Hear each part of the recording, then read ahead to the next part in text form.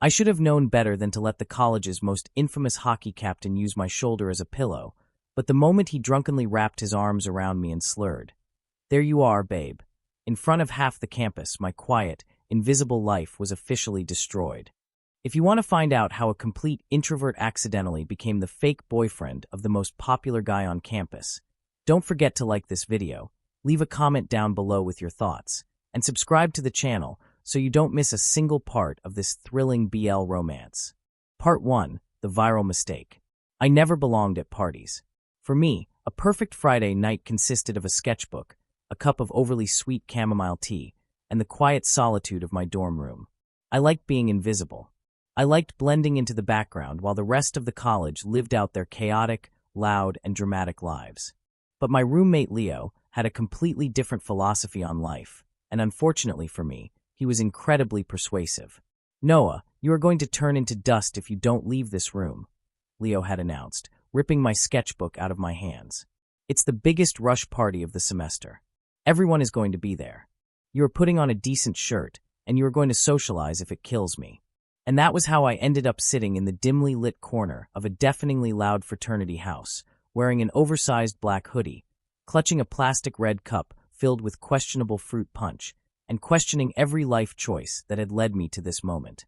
The air was thick with the smell of cheap cologne, sweat, and spilled beer. The bass from the speakers was vibrating right through my chest, making my anxiety spike with every beat.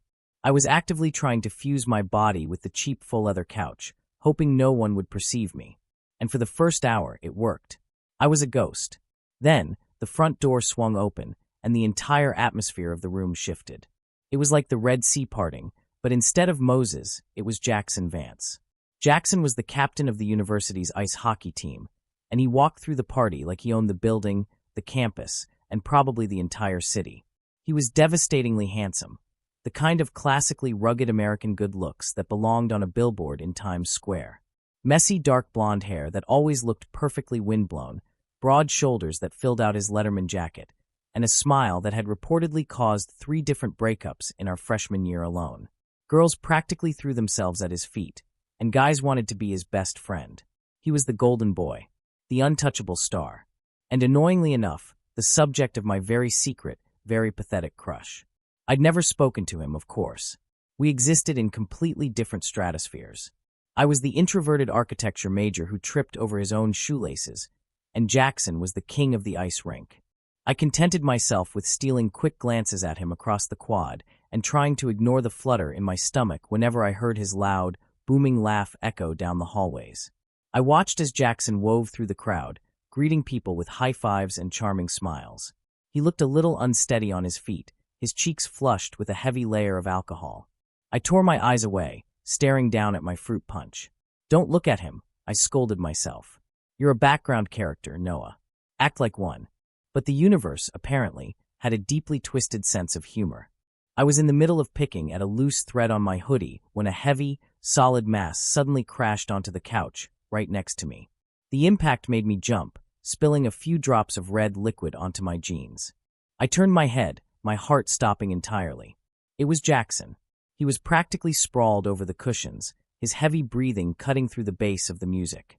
Up close, he was even more intimidating. I could smell the sharp scent of peppermint gum mixed with a heavy dose of vodka. I froze, not daring to move a single muscle, praying he would just get up and walk away. Instead, Jackson turned his head slowly. His bright blue eyes were hazy and unfocused, but they locked directly onto mine. A lazy, crooked smile spread across his face, and before I could even process what was happening, he leaned heavily against my side. "There you are, babe," he slurred, his voice a deep, gravelly rumble that sent a violent shockwave down my spine. I stopped breathing. My brain completely short-circuited. What? Before I could correct him, before I could push him away or run out the front door, Jackson wrapped a massive, heavy arm around my shoulders and pulled me flush against his chest. He buried his face into the crook of my neck, his hot breath brushing against my collarbone. "I've been looking everywhere for you," he mumbled into my hoodie, giggling softly like a little kid. "You smell so good." Panic, hot and suffocating, exploded in my chest. I sat there, rigid as a board, while the most popular guy on campus treated me like a giant teddy bear. I could feel the heat radiating off his body. I could feel the solid muscle of his arm draped over my chest. I couldn't move. I couldn't speak. I was completely paralyzed. And then I noticed the silence. The loud, chaotic noise of the party hadn't actually stopped, but the immediate bubble around the couch had gone dead quiet. I slowly dragged my eyes up from Jackson's messy hair and looked around. People were staring. Not just a few people. Everyone in our immediate vicinity was locked onto us. I saw jaws drop. I saw people whispering frantically to each other. And worst of all, I saw the blinding flashes of cell phone cameras lighting up the dark room. "Is that Jackson?" Someone whispered loudly over the music. "Who is he hugging? Did he just call that guy babe? Are they together? Oh my God, I didn't even know Jackson swung that way. Get a picture, get a picture." No. No, no, no. My inner voice was screaming in sheer terror. I tried to wriggle out of his grip, pushing gently against his chest. "Jackson," I hissed, my voice cracking embarrassingly. "Jackson, let go. You're drunk. You don't know what you're doing." Shut up. Let me sleep," he groaned, tightening his grip on me with ridiculous strength. Within seconds, his breathing evened out. He had literally passed out on top of me. I was trapped. I was trapped under the weight of the star athlete, surrounded by a ring of glowing camera lenses. My quiet, invisible life was shattering into a million pieces right before my eyes. Eventually, Leo pushed his way through the crowd, his eyes wide as saucers when he saw my predicament. With his help, and the help of one of Jackson's equally confused hockey teammates, we managed to pry the sleeping giant off my body and dump him unceremoniously onto a spare bed upstairs. I didn't stick around to make sure he was comfortable. I grabbed my jacket and practically sprinted back to my dorm room, locking the door behind me and throwing myself onto my bed. I didn't sleep a single minute that night. Every time I closed my eyes, I felt the phantom weight of his arm around me. I felt the heat of his breath on my neck. "Babe." The word echoed in my mind mockingly. By the time the sun came up, my worst nightmare had become a digital reality. My phone started buzzing at 7 a.m., and it didn't stop. I opened my eyes, grabbed the device with trembling hands, and unlocked the screen. I had 47 notifications. All of them were from an anonymous campus gossip page. I clicked the link, and there it was. A high-definition, perfectly lit photo of me and Jackson on the couch. His face was buried in my neck, his arm wrapped possessively around me, while I stared at the camera with a look of absolute, deer-in-the-headlights terror. The caption read, "Jackson Vance off the market?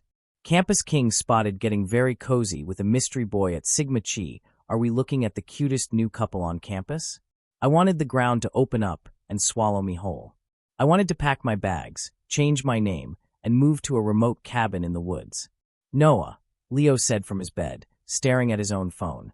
"You broke the internet." "I am going to die," I croaked out, pulling my blanket over my head. "I am legally dead. This is my ghost speaking."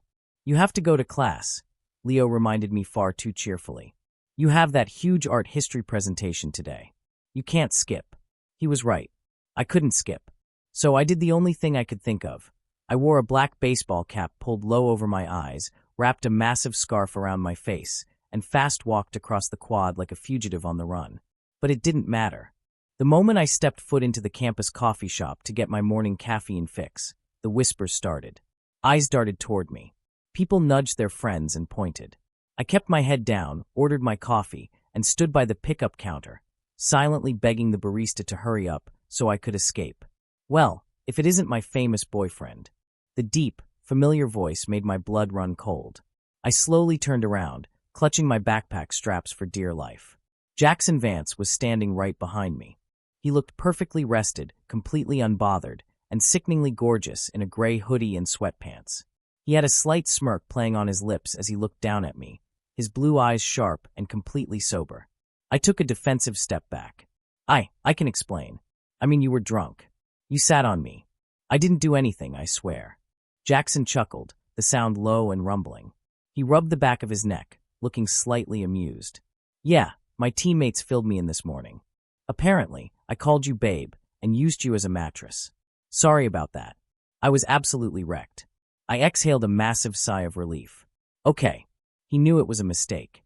He was apologizing. We could clear this up. It's fine. Really. Just, please tell people it was a misunderstanding. My phone hasn't stopped buzzing, and everyone is staring at me, and I just want to go back to being invisible. Jackson tilted his head, studying my face for a long, agonizing moment. His eyes swept over my oversized clothes, my nervous posture, and the desperate look in my eyes. Then, the smirk on his face slowly widened into a full-blown, devastating grin. He took a step closer, invading my personal space just enough to make my heart kick against my ribs. "You know," Jackson said softly, his voice dropping an octave. "I could clear it up. I could tell everyone I was just drunk, and you mean nothing to me." "Yes. Please," I practically begged. "Or," Jackson continued, his eyes glinting with a dangerous, mischievous light, "we could just let them keep believing it." I stared at him, my brain stalling out. "What?" Jackson leaned in closer, his minty breath washing over my face. "My ex-girlfriend has been stalking me for 2 months, trying to get back together. The hockey scouts want me to look settled and mature. And you, well, you look like you could use a little excitement in your life." He reached out, his large, warm hand gently gripping my shoulder. The touch sent a jolt of electricity straight to my core. "So, what do you say, Noah?" Jackson murmured, his thumb brushing lightly against my collarbone. "Ready to fool the whole school and be my fake boyfriend?" End of part 1. Part 2. I stared at Jackson Vance, my brain struggling to process the string of words that had just casually left his mouth. The bustling noise of the campus coffee shop, the hiss of the espresso machine, the clinking of ceramic mugs, the low hum of student gossip, seemed to fade into a distant, muffled buzz. Fake boyfriend. The words echoed in my mind, crashing against my fragile sense of reality.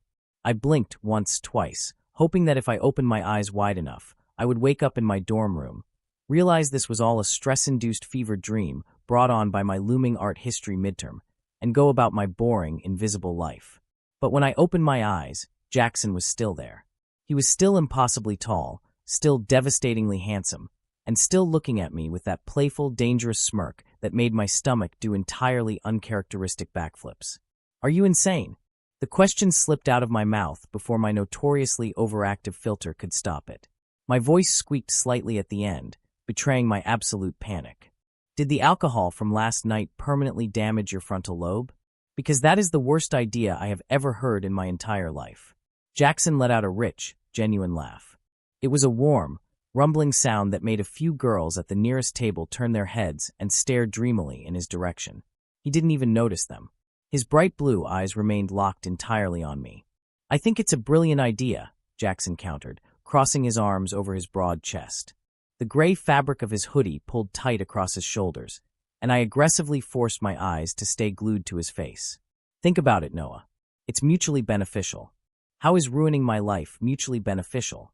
I hissed, taking a frantic step back until the backs of my thighs hit the wooden counter of the pickup station. "I am an architecture major, Jackson. I like straight lines. I like blueprints. I like things that make logical sense. Being the fake boyfriend of the hockey captain makes zero logical sense." Jackson took a step forward, closing the distance I had just created.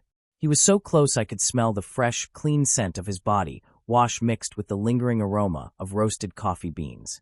"Logically, it solves both of our problems," he said, his voice dropping into a low, persuasive cadence. "Look, my ex-girlfriend, Chloe, has been relentlessly trying to get back together with me for months. She thinks I'm just going through a phase of wanting to be single. If I suddenly show up dating the quiet, smart, respectable guy on campus, she'll finally back off. It proves I've moved on." I swallowed hard, my throat feeling dry. "And what do I get out of this ridiculous arrangement? Aside from public humiliation and a massive target on my back." "You get a shield," Jackson said simply, his expression softening just a fraction. He reached out, and for a heart-stopping second, I thought he was going to touch my face. Instead, he gently flicked the edge of my oversized scarf. "You hide behind these clothes, you keep your head down, and you actively try to disappear. I've seen you, Noah, even if you think no one else does." My breath hitched. He had seen me? The golden boy who had the entire campus worshipping the ice he skated on had actually noticed me existing in the background? "If you're with me," Jackson continued, leaning in just a fraction closer, "no one messes with you. The whispers will stop in a few days once it's old news. People will give you space because you're mine. Well, fake mine. You get to keep your peace and quiet, just with me standing next to you." "Caramel macchiato for Noah," the barista suddenly called out, shattering the intense bubble that had formed around us. I jumped, nearly knocking over a display of biscotti. I fumbled for my wallet, my hands shaking so badly I could barely open the zipper. But before I could pull out my card, Jackson's hand shot out, slapping a $20 bill onto the counter. "Keep the change," Jackson told the barista with a blinding smile. He picked up my cup, checking the label before turning back to me. He extended the warm cup toward my chest. "Just give it 2 weeks, Noah. 14 days. If you completely hate it, we can stage a massive, dramatic breakup in the middle of the cafeteria. I'll even let you throw a drink in my face. Deal." I looked at the coffee cup. Then I looked at Jackson's outstretched hand. Then I looked at his eyes, which were practically begging me to say yes. It was a terrible idea. It was a catastrophe waiting to happen. I was going to get my heart broken by a guy who was only pretending to hold it. 14 days, I whispered, my voice trembling. And no public displays of affection that are going to make me throw up. Jackson's smile widened into a triumphant, predatory grin. "Deal, babe." "Do not call me that," I groaned, taking the coffee and burying my face in my scarf. "I have to sell it, don't I?" Jackson teased. Before I could brace myself, Jackson shifted smoothly to my side. He lifted his right arm and draped it heavily over my shoulders, pulling me firmly against his side. My entire body went rigid. The sheer heat radiating off him was overwhelming, and the solid weight of his arm felt like a permanent brand. "Walk with me to class," Jackson commanded cheerfully, steering my paralyzed body toward the coffee shop exit. The moment we pushed through the glass doors and stepped out into the crisp morning air of the campus quad, it was as if a spotlight had been thrown on us. Students were lounging on the grass, hurrying down the paved walkways, and chatting by the fountain. And every single one of them seemed to stop and stare as the hockey captain walked by with his arms securely wrapped around the campus ghost. I kept my eyes glued to the concrete, my face burning so hot I was surprised my scarf hadn't caught on fire. "Head up, Noah," Jackson murmured, his lips brushing lightly against my temple. The ghost of the touch sent a violent shiver down my spine. "If you look like you're being held hostage, it ruins the illusion. Talk to me. Tell me about your presentation." "I am being held hostage," I muttered through gritted teeth, though I did force my chin up a fraction. "And it's on Renaissance architecture. The evolution of the dome. It's fascinating, but I'm going to fail because my heart rate is currently at 180 beats per minute." Jackson laughed, squeezing my shoulder reassuringly. "You're not going to fail. You're the smartest guy I know. You don't know me." "I'm learning," he countered smoothly. We navigated the crowded pathways, and I slowly realized that Jackson was right about one thing. No one approached us. Usually, people would shove past me, knocking my shoulders without a second thought. But with Jackson Vance walking beside me, the sea of students parted. People gave us a wide berth, whispering behind their hands, throwing curious, envious, and shocked glances our way. We finally reached the humanities building. I tried to duck out from under his arm, desperate to escape into the safety of the lecture hall, but Jackson's grip tightened just enough to keep me in place. He walked me all the way down the corridor, right up to the door of my classroom. "Okay, you can let go now," I whispered frantically, keenly aware that my classmates were staring at us through the open doorway. "You've successfully established your dominance, or whatever. Thank you for the coffee." I turned to slip into the room, but my foot caught on the edge of a heavy backpack left carelessly in the aisle. I stumbled forward, my grip on my architecture textbook slipping. The heavy, hardback book tumbled to the linoleum floor with a loud, echoing smack, taking a handful of my loose sketches down with it. A sharp, mocking bark of laughter echoed from the back row. Trent. He was a business major who had made it his personal mission to make my life miserable since freshman year. "Watch your step, freak," Trent sneered, kicking one of my scattered sketches further down the aisle with the toe of his expensive sneaker. "Try looking up from the floor once in a while." My face burned with hot, prickling humiliation. I immediately dropped to my knees, frantically scrambling to gather my papers. I just wanted to disappear. I wanted to sink into the floor tiles and never come back. But suddenly, the air in the room shifted. It grew heavy, cold, and dangerously quiet. I looked up just in time to see Jackson step past me into the classroom. All the playful, golden retriever energy had completely vanished from his face. His jaw was set like carved granite, his blue eyes icy and hard as he stared directly at Trent. He looked massive, intimidating, and furious. "Pick it up," Jackson's voice rang out. It wasn't a shout. It was a low, deadly quiet command that demanded absolute obedience. Trent's arrogant smirk faltered. He looked around the room, realizing the entire class was holding its breath. Hey man, it was just a joke. He tripped. Jackson didn't blink. He didn't move. He just stared Trent down with the intensity of an apex predator. I said, pick up my boyfriend's sketches. Now. The word boyfriend hung in the air, heavy and undeniable. Trent swallowed hard, the color draining from his face. Without another word, he scrambled out of his seat, bent down, and hastily gathered the papers he had kicked. He walked over and held them out to me, his hands shaking slightly. I took them, my own hands trembling for an entirely different reason. Jackson immediately knelt beside me, his demeanor softening instantly as he helped me pick up my heavy textbook. He handed it to me, his fingers brushing against mine. You okay? He asked softly, ignoring the 30 pairs of eyes burning holes into our backs. I nodded, utterly speechless. No one had ever defended me like that. Never. Jackson stood up, pulling me up with him. He looked down at me, a warm, genuine smile returning to his face. Knock, am dead on your presentation, babe, he said loud enough for the whole room to hear. And then, before I could process what was happening, Jackson reached out, cupped the back of my neck with his large, warm hand, and pressed a firm, lingering kiss to my forehead. My brain completely flatlined. Jackson pulled away, threw a final, warning glare at Trent, and walked out of the classroom, leaving me standing in the aisle, clutching my book to my chest like a shield, while my heart hammered a frantic, desperate rhythm against my ribs. That night, long after Leo had gone to sleep, and I was left staring blindly at the ceiling of my dark dorm room, my phone vibrated on my nightstand. I grabbed it, the bright screen illuminating the darkness. I had a single text message from an unknown number. Sleep well, babe. J. I stared at the glowing letters for a long, long time. I was in so much trouble. End of Part 2. Part 3. Day 2 of my 14-day fake dating contract began before my alarm clock even had the chance to go off. It was exactly 7:15 a.m. when a series of sharp, rhythmic knocks rattled the wooden door of my dorm room. I groaned, dragging my pillow over my head to drown out the noise, fully expecting my roommate, Leo, to deal with it. I heard the rustle of sheets, the thud of Leo's bare feet hitting the floor, and the squeak of the door hinges opening. Hi, Leo's voice croaked, laced with thick, sleep-deprived confusion. Can I help you?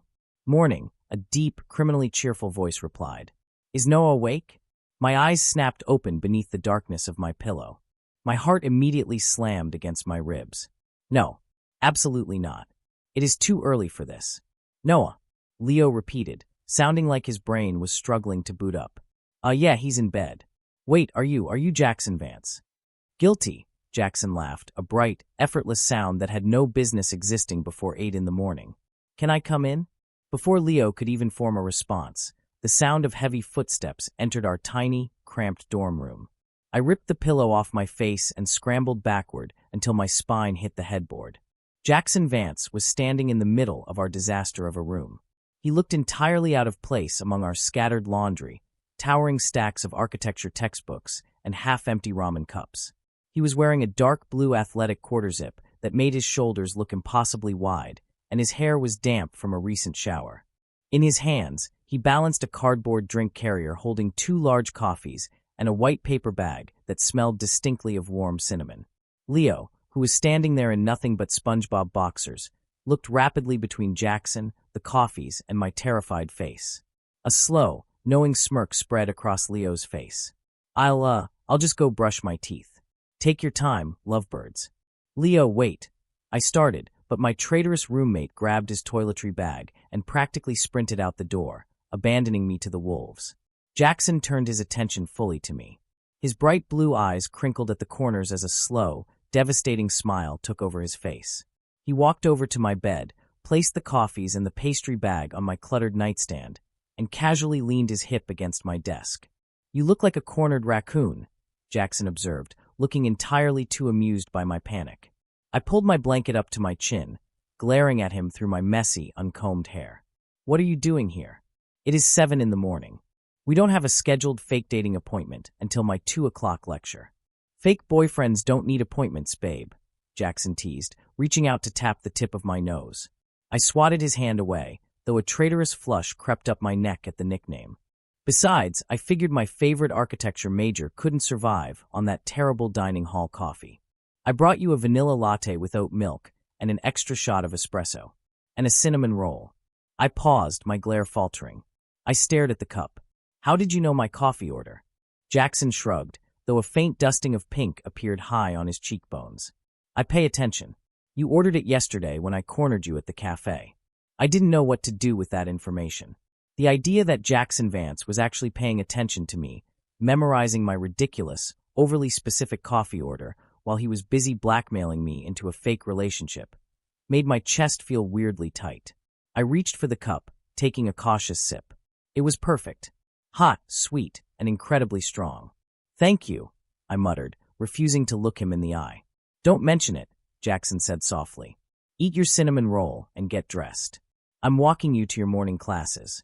You don't have to do that, I argued, throwing the blanket off my legs and swinging out of bed. I am perfectly capable of walking myself to the design studio without a bodyguard. It's not about guarding you, Noah, Jackson said, his voice dropping into that low, serious tone that always made my breath hitch. It's about being seen. If we're doing this, we're doing it right. I want everyone on this campus to know that you are mine. When we step out of this building, I need you to play the part. I swallowed hard, pulling a clean, oversized black sweater over my head. Play the part. Right. Just try not to suffocate me today, okay? Jackson laughed, a wicked gleam in his eye. No promises. The walk to the design studio was even worse than yesterday. The shock value of our viral photo hadn't worn off. If anything, the rumors had only escalated. As we stepped out into the crisp autumn air of the quad, Jackson didn't just put his arm around my shoulders. He reached down, completely unbothered, and laced his fingers through mine. I froze, staring down at our joined hands. His hand was massive compared to mine, his skin warm and slightly calloused from years of gripping a hockey stick. It felt heavy. It felt terrifyingly secure. Jackson, I hissed under my breath, trying to subtly tug my hand away. People are staring. Let them stare, he murmured, pulling my hand closer so our arms brushed against each other. Keep your chin up. You're the one who bagged the hockey captain, remember? Act arrogant about it. I am physically incapable of acting arrogant, I whispered back, my heart hammering a frantic rhythm against my ribs. Despite my panic, I couldn't deny the strange, intoxicating power of walking beside him. The whispers followed us like a shockwave, but no one dared to step into our path. Girls who usually ignored my existence threw me envious glares. Guys from the fraternity houses who normally shoved past me in the halls nodded respectfully at Jackson and, by extension, at me. It was a bizarre, alternate reality where I was suddenly untouchable. But the real test came at noon. The campus dining hall was a massive, echoing cavern of social hierarchy. Usually, I grabbed a prepackaged sandwich and ate under a tree behind the library. But today, Jackson practically dragged me into the center of the chaos, guiding me toward a large circular table where his hockey teammates were already gathered. My stomach tied itself into agonizing knots. Sitting with the team was basically social suicide for an introvert like me. They were loud, rowdy, and took up entirely too much space. But as Jackson pulled out a chair for me and pressed a hand to the small of my back to guide me into it, the entire table fell dead silent. Boys, Jackson announced, his voice carrying effortlessly over the din of the cafeteria.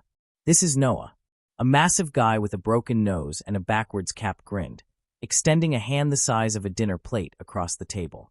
I'm Brody. Gotta say, man, we didn't see you coming. But anyone who can handle jackass over here is a saint in my book. I blinked, hesitantly shaking his hand. Nice to meet you. The tension broke, and the team immediately welcomed me into the fold, sliding over trays of fries and teasing Jackson relentlessly about finally being tied down. It was overwhelming, but surprisingly nice. Jackson sat impossibly close to me, his thigh pressed warmly against mine beneath the table.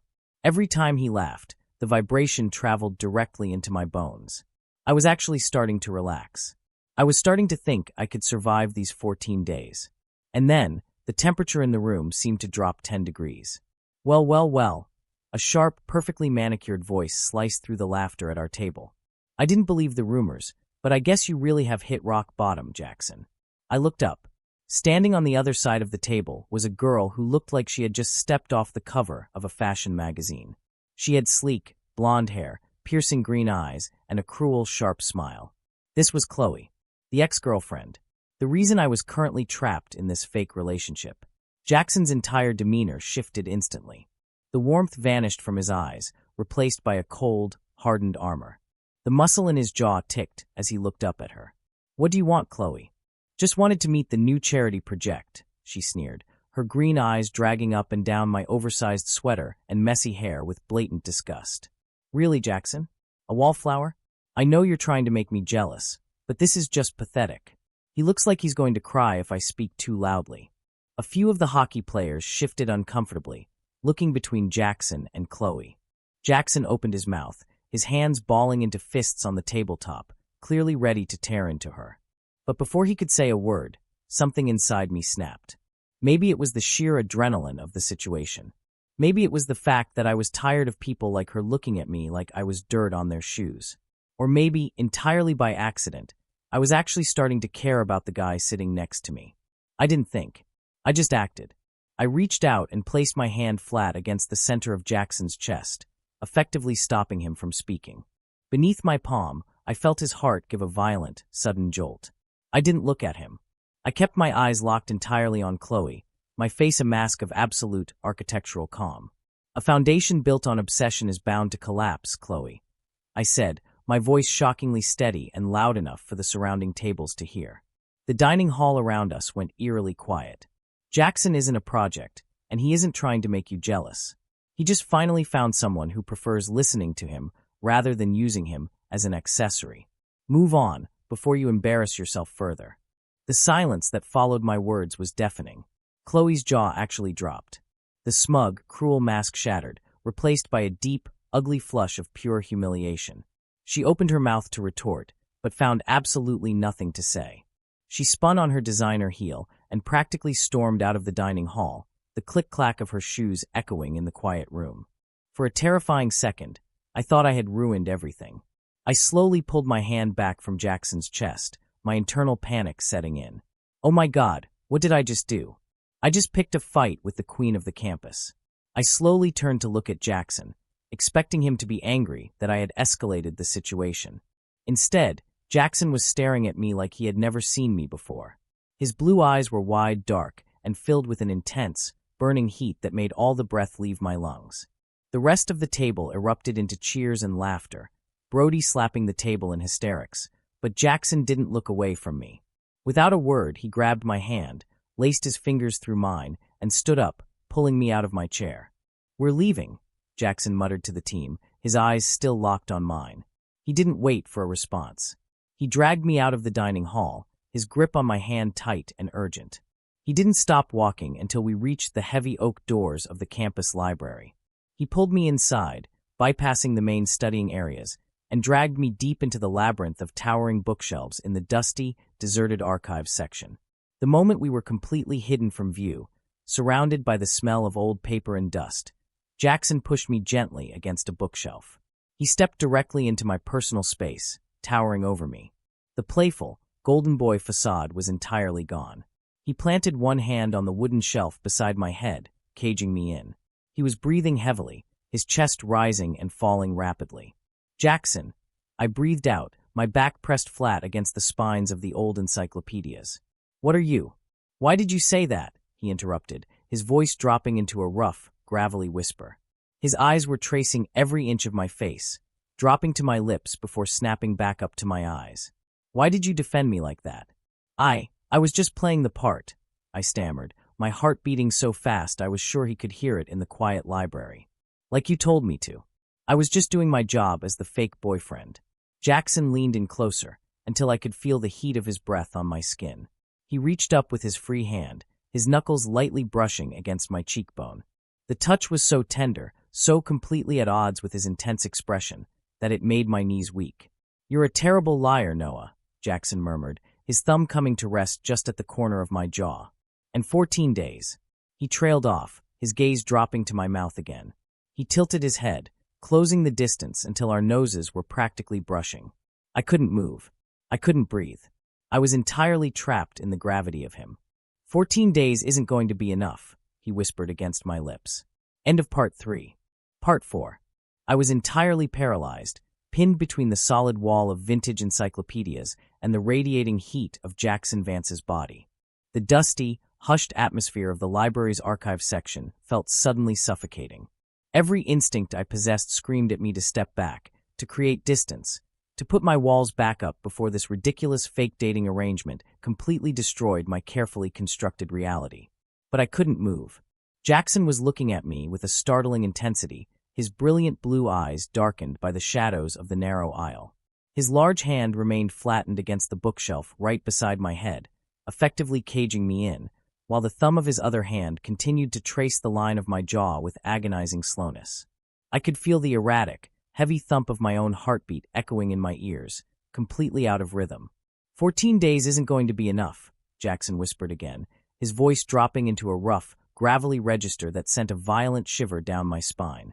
He leaned in, the faint scent of his mint gum and expensive cedarwood cologne washing over me. His gaze dropped deliberately to my lips, and I felt my own breath hitch. I involuntarily closed my eyes, my mind completely short-circuiting. The lines we had drawn just 24 hours ago were evaporating into thin air. He was going to kiss me, right here in the dusty archives. And God help me, I was going to let him. Excuse me, the archives are closed for inventory.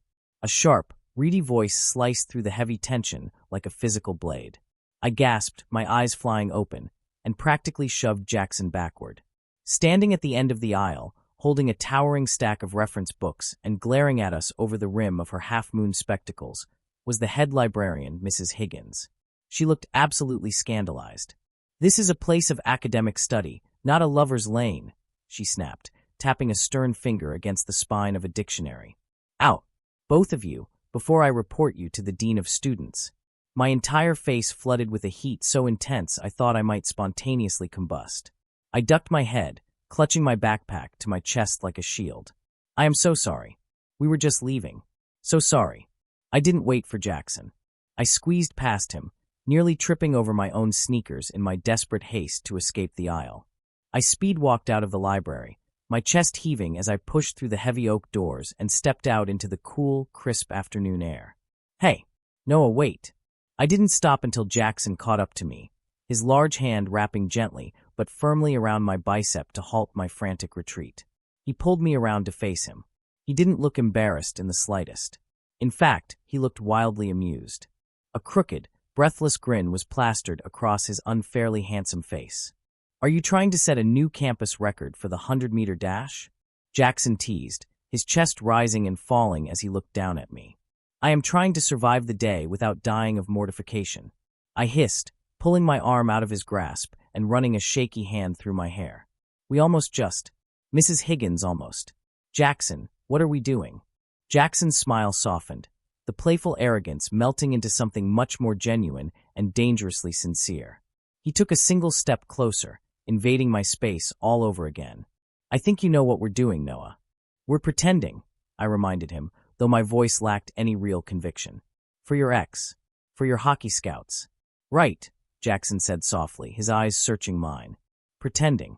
The word sounded hollow, completely detached from the electric charge that was constantly sparking between us. He reached out and tugged lightly on the sleeve of my oversized sweater. "Saved by the librarian this time. But you owe me your Friday night." I blinked, thrown off by the sudden pivot. "I don't owe you anything. Friday night is for drafting my final structural models." "Friday night is the biggest home game of the season," Jackson corrected effortlessly, "against our state rivals. And as the captain's highly devoted boyfriend, your attendance is absolutely mandatory." "I don't do sports," I argued weakly. "It's loud. It's violent. It's an architectural nightmare of terrible stadium seating and overpriced nachos." "You do sports now," Jackson said, stepping backward with a devastating wink. "I'll make sure you have the best seat in the house. Be there, babe. Or I'll come to your dorm and carry you to the arena myself." Before I could formulate a proper refusal, he turned and jogged backward down the campus path, waving at me before disappearing into the crowd of students. I stood there on the pavement, clutching my backpack, painfully aware that I was already in way over my head. The next evening, I was sitting on my dorm room floor, aggressively erasing a stray pencil mark on my architectural blueprint, trying to ignore the looming reality of the hockey game. My roommate, Leo, was blasting pop music and tossing popcorn into his mouth, watching me with hawkish amusement. Suddenly, 3 loud, heavy knocks pounded against our door. Leo sprang up and yanked the door open. Standing in the hallway was Brody, the massive, broken-nosed defenseman from the dining hall. He was already wearing his pregame tracksuit, holding a neatly folded pile of fabric in his massive hands. "Delivery for Noah," Brody announced cheerfully, tossing the fabric right at my face. I caught it before it could smother me, looking down at the heavy, thick material. I unfolded it slowly. It was a massive, pristine white away game hockey jersey. Spelled across the back in bold, navy blue letters was the name Vance, right above the number 88. "Cap said to make sure you put it on," Brody grinned, leaning against the doorframe. "Said if you show up in one of your oversized black grandma sweaters, he's benching himself for the first period." "He wouldn't dare," I muttered, my heart doing a traitorous leap at the sight of his name in my hands. "Try him," Brody laughed. "Game starts at 8. See you in the VIP section, Noah." Brody vanished down the hall, leaving me staring at the jersey. Leo immediately abandoned his popcorn, practically vibrating with excitement. "Oh my God, the wearing your boyfriend's jersey trope. Noah, you are living in a fanfiction. Put it on." "I am going to drown in this thing," I groaned, but my protests were useless against Leo's relentless peer pressure. 10 minutes later, I was staring at myself in the full-length mirror attached to our closet door. The jersey was laughably huge on me. The sleeves hung past my fingertips, and the hem reached halfway down my thighs, completely swallowing my slim frame.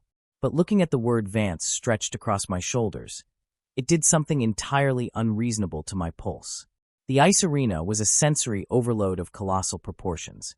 The air was frigid, smelling sharply of cold ice, stale beer, and anticipation. The roar of the crowd was deafening. I found my seat in the front row, directly behind the thick plexiglass of the home team's bench. I tried to pull my head into the collar of the jersey like a turtle retreating into its shell, hoping to go unnoticed. That plan failed miserably the moment the team skated out onto the ice. The arena erupted into absolute chaos as Jackson led the team out. He looked entirely different in his full gear, massive, intimidating, and completely in his element. The stadium lights hit his face as he skated a swift circle around the rink. And then, his eyes scanned the front row and locked directly onto me. Jackson abruptly dug the edges of his skates into the ice, sending a spray of white frost flying as he stopped on a dime right in front of the glass where I was sitting. He stared at me through the clear barrier, his chest heaving. His eyes dragged over the oversized jersey draped over my frame, and a slow, dark, incredibly possessive smirk spread across his face. He didn't say a word. He just raised his hockey stick, tapped the glass right in front of my face twice, winked, and skated off toward the center circle for the face-off. The girls sitting 3 rows behind me actually shrieked. My face felt like it was on fire, but I couldn't wipe the stupid, flustered smile off my mouth. The game was brutal and fast-paced. Jackson played with a ruthless, calculated aggression that was absolutely mesmerizing to watch. I found myself actually leaning forward, my hands pressed flat against the cold glass, entirely captivated by the way he commanded the ice. Every time he checked someone into the boards, my heart jumped. Every time he passed the puck, my breath caught. With exactly 2 minutes left in the third period, the score was tied. The tension in the arena was suffocating. Jackson intercepted a pass in the neutral zone, breaking away from the defenders. He flew across the ice, a blur of motion and power. He faked a slap shot, seamlessly maneuvered the puck around the goalie, and flicked it effortlessly into the top right corner of the net. The buzzer blared. The red light flashed. The crowd absolutely lost its mind. But Jackson didn't celebrate with his team right away. As his teammates rushed toward him, Jackson slid on one knee across the ice, drifting directly toward my section. He pointed the handle of his hockey stick straight at me, an arrogant, brilliant smile lighting up his entire face. Suddenly, the massive jumbotron, hanging above the center of the rink, cut away from the replay. The giant screen illuminated, showing a high-definition live-feed shot of me, standing in the front row, completely swallowed by the Vance 88 jersey, staring at the captain with wide, starstruck eyes. The crowd's roar somehow doubled in volume. I buried my burning face in my hands, wanting the floor to open up and swallow me, but my heart was soaring entirely out of control. An hour later, the arena had mostly emptied out. I was standing in the quiet, concrete hallway outside the home team's locker room, chewing nervously on the sleeve of the jersey. A few players had trickled out, clapping me on the shoulder and offering friendly, knowing grins as they passed. Then, The heavy metal door swung open, and Jackson stepped out. He was freshly showered, his dark blonde hair damp and sticking to his forehead. He was wearing a simple gray t-shirt and dark jeans, carrying his heavy athletic duffel bag over one shoulder. He looked exhausted, bruised, and absolutely breathtaking. When he looked up and saw me standing there, waiting for him, he stopped dead in his tracks. The playful arrogance from the ice completely vanished, replaced by a heavy, raw intensity that pinned me to the floor. Jackson dropped his heavy duffel bag. It hit the concrete with a loud thud that echoed down the empty corridor. Without a word, he closed the distance between us in 3 long strides. Before I could even process his approach, Jackson backed me gently but firmly against the concrete wall. He braced a hand flat against the painted block beside my head, trapping me in his space just like he had in the library. But this time, the energy was entirely different. It was frantic, adrenaline-fueled, and deeply intimate. "You actually wore it," Jackson breathed out, his voice a low, raspy rumble. His eyes raked over the collar of the jersey, resting against my collarbone. Brody practically threatened me. I managed to whisper, my hands hovering awkwardly in the space between us, unsure of where to land. "I don't care," Jackson murmured, stepping closer until our chests were brushing. The heat radiating off his body was incredible. He reached up, his fingers gently tracing the edge of the oversized collar, brushing lightly against my skin. "It looks so much better on you than it does on me." I swallowed hard, looking up into his eyes. They were dark, entirely unreadable, and searching mine for an answer to a question neither of us was brave enough to ask out loud. "You played really well," I whispered, the words trembling slightly. "The point at the end, you're an absolute show-off, Vance." Jackson let out a soft, breathless chuckle. He shifted his weight, closing the remaining fraction of an inch between us, and rested his forehead gently against mine. My breath hitched, and I finally surrendered, letting my hands rest lightly against his chest. I could feel his heart hammering furiously beneath his shirt. "I wasn't showing off for them, Noah," Jackson whispered, closing his eyes as he breathed me in. "I was only looking at you." As we stood there in the quiet hallway, wrapped in the oversized fabric bearing his name, the last remaining threads of our fake dating contract silently snapped. I wasn't just pretending anymore. I was falling completely and undeniably for the captain of the hockey team. And the terrifying part was, I had no idea if he was falling too, or if he was just the best actor on campus. End of Part 4. Part 5. The weekend was supposed to be my sanctuary. It was the designated time for me to retreat into the safe, structured, and entirely predictable world of architecture. But my brain was no longer a quiet place. Every time I closed my eyes, all I could see was Jackson Vance illuminated by the harsh fluorescent lights of the locker room hallway. I could feel the ghost of his breath against my lips and the heavy, grounding weight of his forehead resting against mine. "I wasn't showing off for them, Noah. I was only looking at you." The words played on an agonizing, continuous loop in my mind. By Saturday night, I was practically vibrating with nervous energy. I couldn't sit still in my dorm room, especially with Leo constantly throwing me knowing smirks and asking for details I absolutely refused to provide. Desperate for a distraction, I packed my drafting supplies, threw on my most comfortable, oversized gray hoodie, and fled to the campus architecture building. The design studio was my safe haven.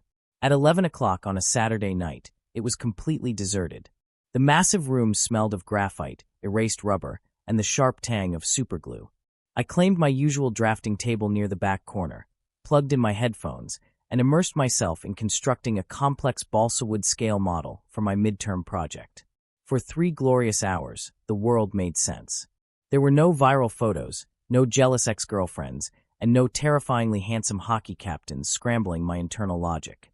At least, until the heavy, unmistakable sound of footsteps echoed across the hardwood floor of the studio. I froze, the tiny bottle of wood glue hovering over a delicate joint in my model. I pulled one headphone out, my heart giving a familiar, traitorous kick against my ribs. I checked the library, your dorm, and the dining hall. A deep, rumbling voice echoed through the quiet room. "Leo finally took pity on me and told me where you hide when you're stressed." I turned around on my stool. Jackson was walking down the aisle of drafting tables, looking entirely out of place among the T-squares and tracing paper. He was dressed casually in a dark Henley shirt that hugged his broad chest perfectly, his hair slightly rumpled beneath a backwards baseball cap. In his hands, he carried 2 plastic bags that emanated the mouth-watering scent of garlic and soy sauce. "It's past midnight on a Saturday," I pointed out, trying to keep my voice even, despite the way my pulse was suddenly racing. "Shouldn't the king of the campus be at a victory party? I thought you athletes lived for the post-game celebrations." "I made an appearance," Jackson said casually, pulling up a rolling stool and parking it directly next to me. Our knees brushed, sending a jolt of electricity straight up my leg. But it was loud. People kept asking me about the draft, and honestly, I was bored. So, I grabbed Thai takeout from that place downtown. "Pad CEW for me, and green curry for you. Not too spicy, extra tofu." I stared at the steaming white carton he placed on my desk. "How did you know my Thai order?" Jackson smirked, handing me a pair of wooden chopsticks. "Babe, you really need to realize that when I set my mind to something, I do my research." Plus, I cornered Leo. He's very easily bribed. I rolled my eyes, fighting a smile as I accepted the chopsticks. "You're a menace." "I'm a provider," he corrected effortlessly, opening his own carton. We ate in a surprisingly comfortable silence for a few minutes. I thought the quiet would feel awkward, given the intense, unresolved tension of the previous night. But sitting here in the dimly lit studio, surrounded by my blueprints, it just felt right. Jackson didn't push. He just ate his noodles, his blue eyes wandering over the complex wooden structure I had spent the last few hours meticulously building. "Did you design this?" Jackson asked quietly, pointing a chopstick at my model. "Yeah," I mumbled around a bite of curry, suddenly feeling self-conscious. "It's a concept for a sustainable community center. The roof is designed to collect rainwater, and the angled windows maximize natural sunlight to reduce energy costs." I braced myself for the polite nod and the change of subject. That was how people usually reacted when I started rambling about architecture. They zoned out. But Jackson leaned forward, resting his forearms on the edge of my drafting table, looking at the model with genuine fascination. "That's incredible.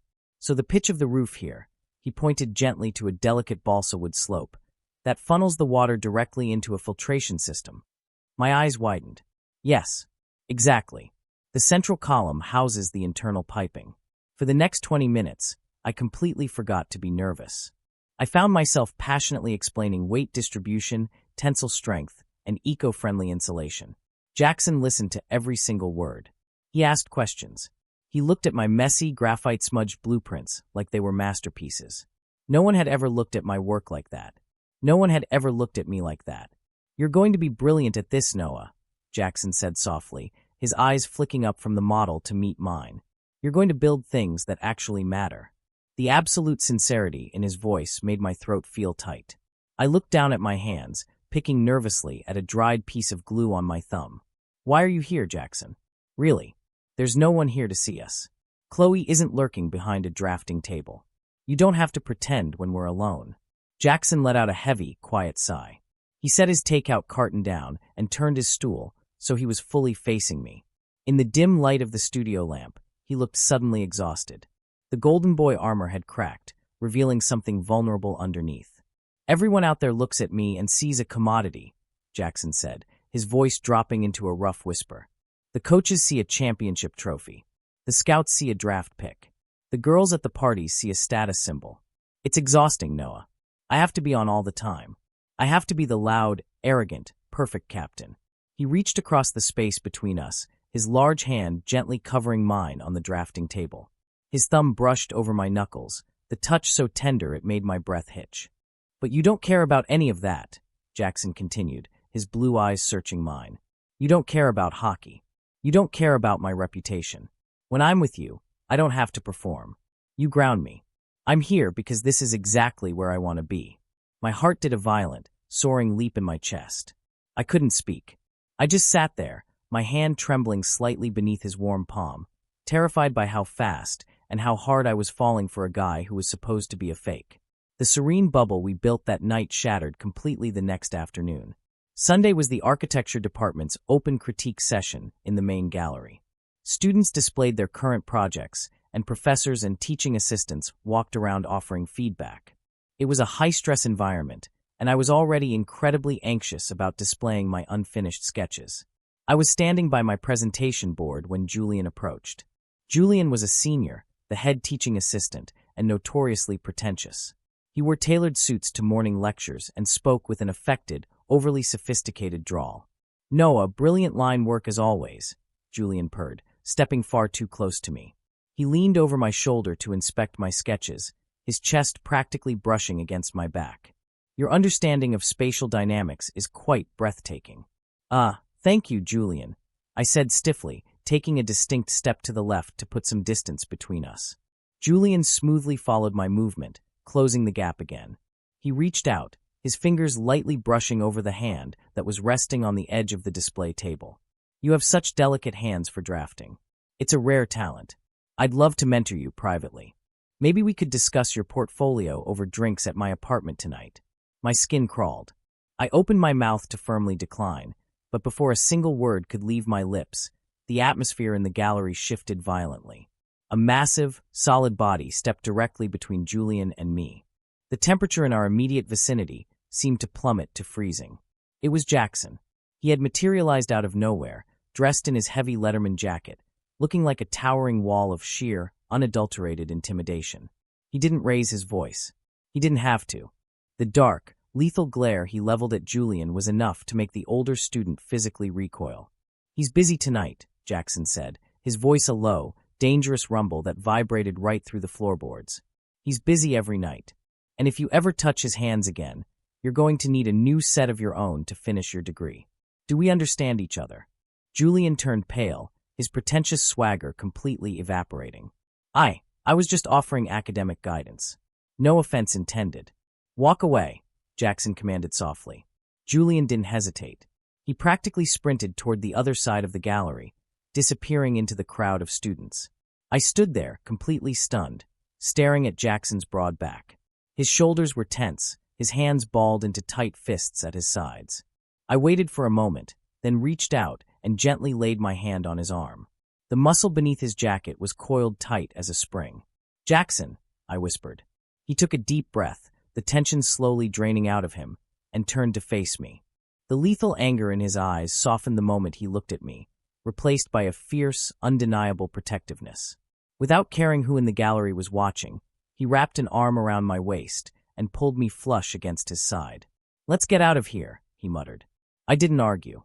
I packed up my sketches in record time, and we walked out of the building into the cool Sunday afternoon air. We walked in silence for a few blocks, his arm remaining firmly locked around my waist, anchoring me to him. Finally, I couldn't take it anymore. I stopped walking, forcing him to stop with me. We were standing under a large oak tree on the edge of the quad, completely alone. "Why did you do that?" I demanded, looking up at him. Chloe wasn't in that gallery. There wasn't a single person from the athletic department in there. No one there cared about the hockey captain or your reputation. You didn't have to put on a show. Jackson looked down at me, the fading afternoon sun catching the gold flecks in his blue eyes. He reached up, gently brushing a stray lock of hair away from my forehead, his fingers lingering against my skin. "I wasn't putting on a show, Noah," Jackson said, his voice raw and achingly honest. "I did it because he was looking at you the way I want to. And I hated it." My breath caught in my throat. I stared at him, the walls I had built around my heart finally, completely crumbling into dust. End of Part 5. Part 6. I did it because he was looking at you the way I want to. And I hated it. The fading afternoon sun filtered through the turning leaves of the massive oak tree, casting a golden, dappled light across Jackson's face. The cool autumn breeze rustled the branches above us, but I couldn't feel the chill. All I could feel was the absolute world-tilting weight of the words that had just left his mouth. I stared up at him, my breath trapped somewhere in the center of my chest. For the entirety of my college career, I had been the invisible guy. I was the architecture student who existed in the margins of other people's vibrant, chaotic lives. I was the one who observed, who sketched, who stayed quietly out of the way. The idea that Jackson Vance, the captain, the golden boy, the guy who had an entire campus at his beck and call, wanted to look at me like that felt fundamentally impossible. "Jackson," I breathed out, my voice barely more than a trembling whisper. "You don't have to say that. You don't have to play the part when it's just us. The contract was to fool Chloe, to fool the scouts. You don't have to fool me." Jackson's jaw tightened. A flash of genuine frustration crossed his blue eyes, and before I could step back, he closed the distance between us. He reached up, taking my face in both of his large, warm hands. His callous thumbs brushed gently against my cheekbones, tilting my head up so I had absolutely no choice but to hold his gaze. "I am not playing a part, Noah," Jackson said, his voice raw, fierce, and desperately honest. "I haven't been playing a part since the moment I walked into your dorm room with coffee at 7 in the morning. I haven't been pretending when I sit with you in the studio until 2 a.m., just watching you build things. I am so damn tired of pretending." My heart slammed against my ribs with enough force to bruise. "But we're so different. I don't make sense for you. I'm boring. I like quiet." "You're not boring," Jackson interrupted softly, his thumbs continuing their mesmerizing, soothing rhythm against my skin. "You're real. You're the most real thing I have in my life right now. And I don't want to fake this anymore. I want it to be ours. Just ours. No audience, no rumors. Just you and me." The last remnants of the defensive walls I had built around my heart completely dissolved. I looked into his eyes and saw nothing but terrifying, beautiful sincerity. I slowly reached up, my trembling fingers wrapping lightly around his wrists. "Okay," I whispered, the word carrying the weight of a massive surrender. "Okay, let's make it real." Jackson exhaled a shaky breath, like he had been holding it in for days. The intense, lethal edge that had been clinging to him since the art gallery vanished, replaced by a smile so blindingly warm it made my knees weak. He didn't kiss me right then, though he looked like he was dying to. Instead, he simply rested his forehead against mine, pulling me flush against his chest and wrapping his arms securely around my waist. We stood there beneath the oak tree for a long time, the campus moving around us, completely unaware that my entire universe had just violently shifted on its axis. The transition from fake dating to real dating was both subtle and completely overwhelming. When Monday rolled around, there was a distinct shift in Jackson's behavior. He didn't orchestrate massive, dramatic public displays of affection meant to catch the attention of his ex-girlfriend. He didn't pull me into the center of the crowded dining hall or loudly call me babe across the quad. Instead, it became quiet. It became intimate. He waited for me outside my morning lectures, leaning against the brick walls with his hands stuffed in his pockets, offering me a soft, private smile that was meant only for me. When we walked together, he didn't throw a heavy, possessive arm over my shoulders for the crowd. He simply reached out and laced our fingers together, his thumb tracing slow, absent-minded circles on the back of my hand. He started texting me absolutely mundane things throughout the day, complaining about his economics professor, sending me terrible memes, or demanding to know if I had remembered to eat lunch. It was terrifyingly domestic, and I was falling deeper with every passing second. By Wednesday evening, the anticipation was practically eating me alive. Jackson had vaguely told me to be ready by 8 o'clock and to dress warmly, but he refused to give me any other details. When a sharp knock sounded on my door, Leo, who had been aggressively interrogating me for the past hour, practically dove for the handle. Jackson stood in the hallway wearing a dark denim jacket over a white t-shirt, looking effortlessly, devastatingly handsome. "Have him back by midnight, Vance," Leo commanded, crossing his arms and attempting to look intimidating in his fuzzy pajama pants. "Or I'm calling the campus police." "You have my word," Jackson laughed, his eyes finding mine across the room. The heat in his gaze made my stomach flip entirely upside down. Jackson didn't take me to a loud fraternity party or a crowded campus bar. He led me to his car, a slightly beat-up but well-loved black Jeep, and drove us entirely off campus. We left the chaotic bubble of the university behind, driving for 20 minutes until the city lights began to thin out, replaced by the dark, winding roads of the foothills just outside of town. He pulled into the gravel parking lot of a tiny, retro diner that looked like it had been frozen in the 1950s. The neon sign buzzed overhead, casting a red glow over the hood of his Jeep. "I found this place freshman year when I needed to escape the athletic dorms," Jackson explained as he killed the engine. "They make the best milkshakes in the state, and no one from school ever comes out this far. I wanted our first real date to be just us." My chest seized with a sudden, overwhelming rush of affection. "It's perfect," I told him, and I meant it. We sat in a red vinyl booth tucked in the back corner. Jackson ordered a burger and fries, while I opted for a grilled cheese, and we shared a massive vanilla milkshake with 2 straws. It was so incredibly cliché, but as I sat there across from him, arguing about which architectural era was the most aesthetically pleasing while he tried to steal my French fries, I had never felt happier. There was no pressure. No audience. I didn't have to worry about my posture, my clothes, or whether I was embarrassing the captain of the hockey team. He was just Jackson, and I was just Noah. After we paid the bill, Jackson didn't drive us straight back to campus. Instead, he drove further up the winding mountain road, eventually pulling off onto a secluded dirt overlook. The view was breathtaking. The entire city was spread out below us, a glittering, sprawling sea of golden lights that mirrored the starry night sky above. It was perfectly quiet, save for the distant hum of the highway miles below and the gentle rustle of the wind through the pine trees. Jackson got out of the car, walked around to the trunk, and pulled out a heavy wool blanket. He draped it over the hood of the Jeep, then hopped up, patting the space next to him. I climbed up beside him, pulling the edge of my jacket tighter against the evening chill. Jackson immediately noticed me shivering. Without a word, he shifted closer, wrapping a strong arm around my shoulders and pulling my back flush against his chest. He tugged the edges of the wool blanket around both of us, effectively sealing us in our own warm, private cocoon. "You see that cluster of bright lights to the west?" Jackson murmured, his chin resting lightly on top of my head as he pointed toward the horizon. "That's the downtown arena, where the pros play." I leaned back into his solid warmth.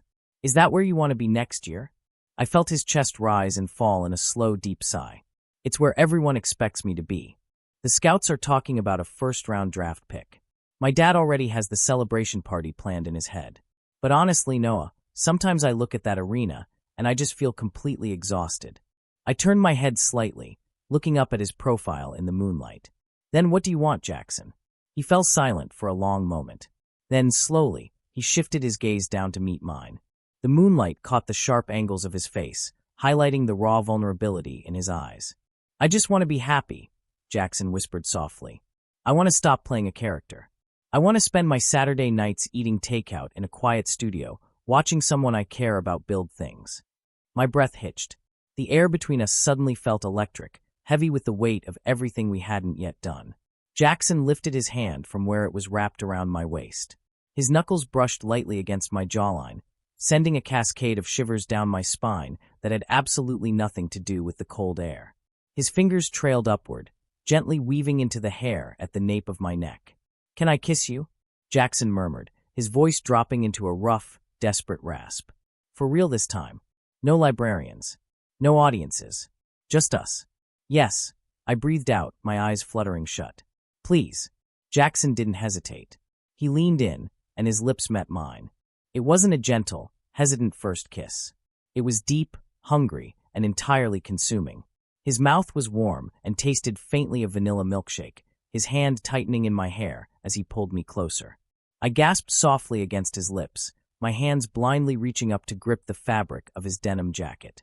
The world around us, the glittering city lights, the cold wind, the looming pressures of campus life, completely vanished. There was only the solid heat of his body against mine, the desperate, racing rhythm of my heartbeat, and the absolute certainty that this was exactly where I was meant to be. When we finally broke apart, both of us breathing heavily, Jackson rested his forehead against mine. He was smiling, a beautiful, unrestrained grin that reached all the way to his eyes. "I've been wanting to do that since the night you spilled fruit punch on your jeans at the rush party," he confessed, kissing the corner of my mouth. "You're a liar." I laughed softly, my heart soaring into the stratosphere. The drive back to campus felt like floating.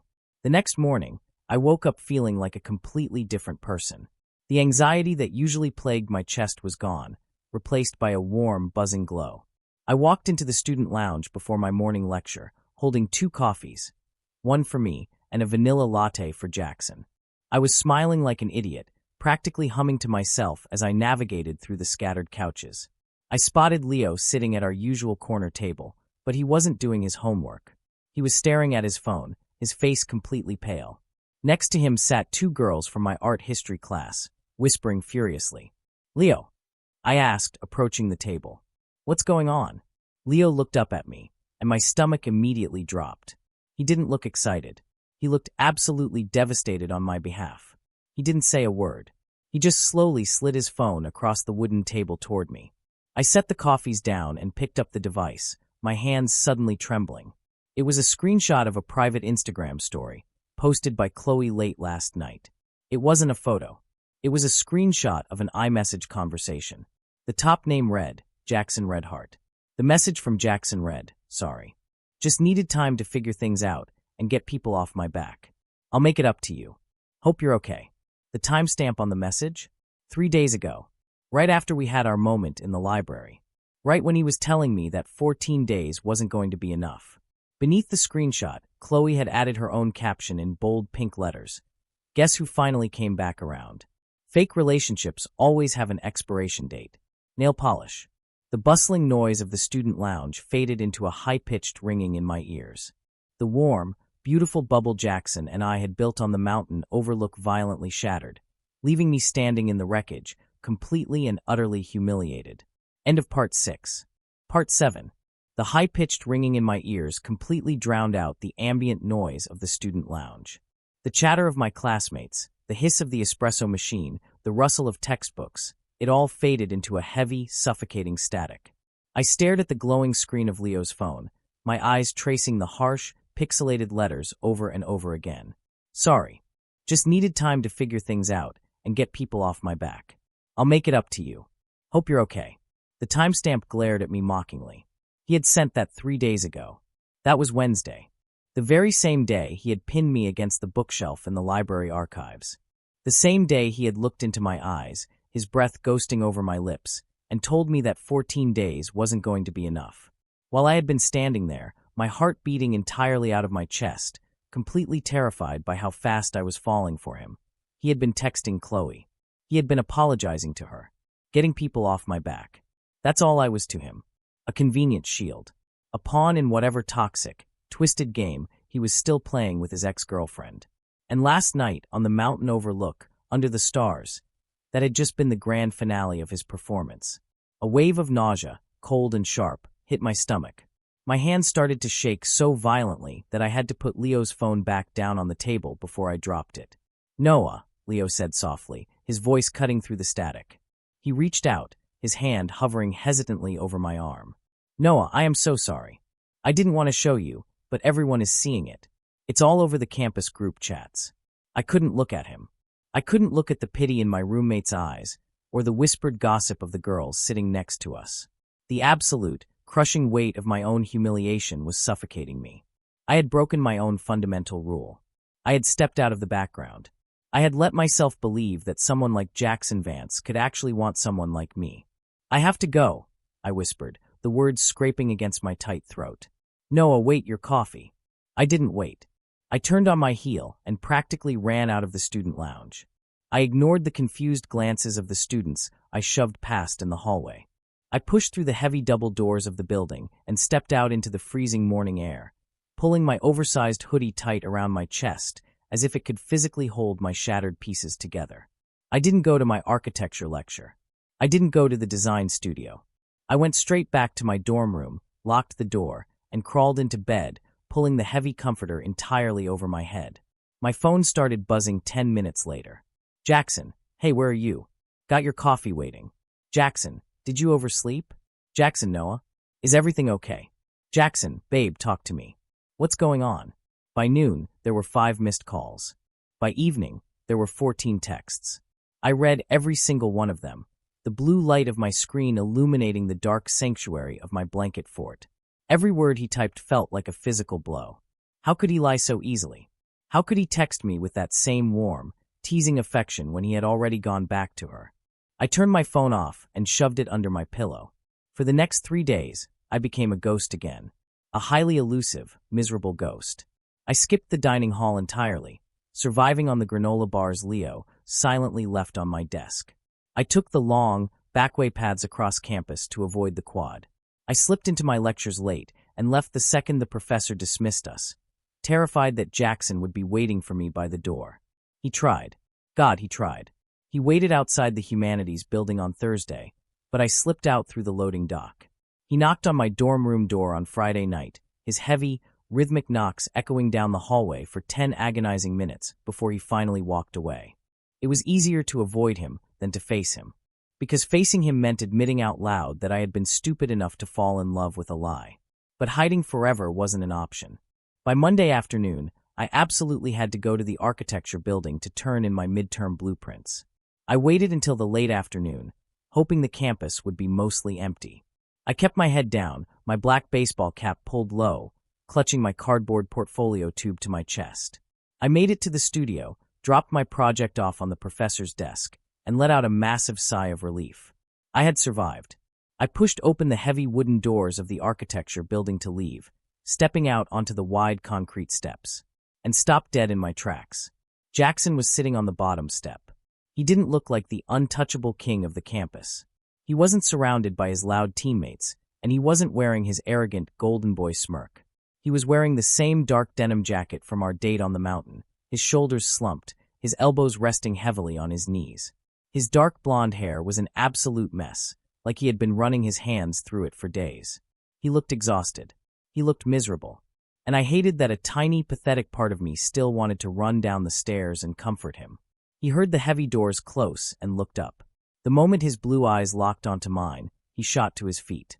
"Noah," he breathed out, his voice thick with relief. He took a step up the stairs toward me. "Don't run. Please, just don't run this time." My chest tightened painfully. I clutched my portfolio tube tighter, gluing my feet to the concrete. "I have nothing to say to you, Jackson. Let me pass." "No," Jackson said firmly, though his voice cracked slightly. He climbed the remaining steps until he was standing just a few feet away from me. "You've been ignoring me for 3 days. You won't answer my texts. You won't take my calls. You look at me like I'm a stranger. What did I do? Tell me what I did wrong so I can fix it." A bitter, broken laugh escaped my throat. "Fix it? You want to fix it? Maybe you should ask Chloe for advice on that. You two seem to communicate just fine." Jackson froze. The confusion on his face was so genuine, so perfectly acted, that it made my blood boil. "Chloe? What does she have to do with this? I haven't spoken to her in." "Don't lie to me," I snapped, my voice echoing sharply across the empty courtyard. The sudden anger surging through my veins finally eclipsed the heartbreak. "I saw the screenshot, Jackson. Everyone saw it. Sorry. Just needed time to figure things out and get people off my back.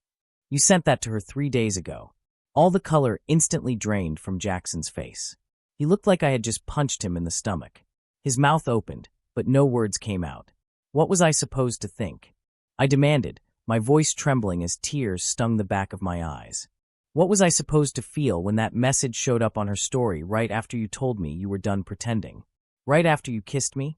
I felt like an absolute idiot. I felt so disposable. You used me to get the scouts and the rumors off your back, and the second it worked, you went right back to her. "Noah, no," Jackson said frantically, taking a desperate step forward.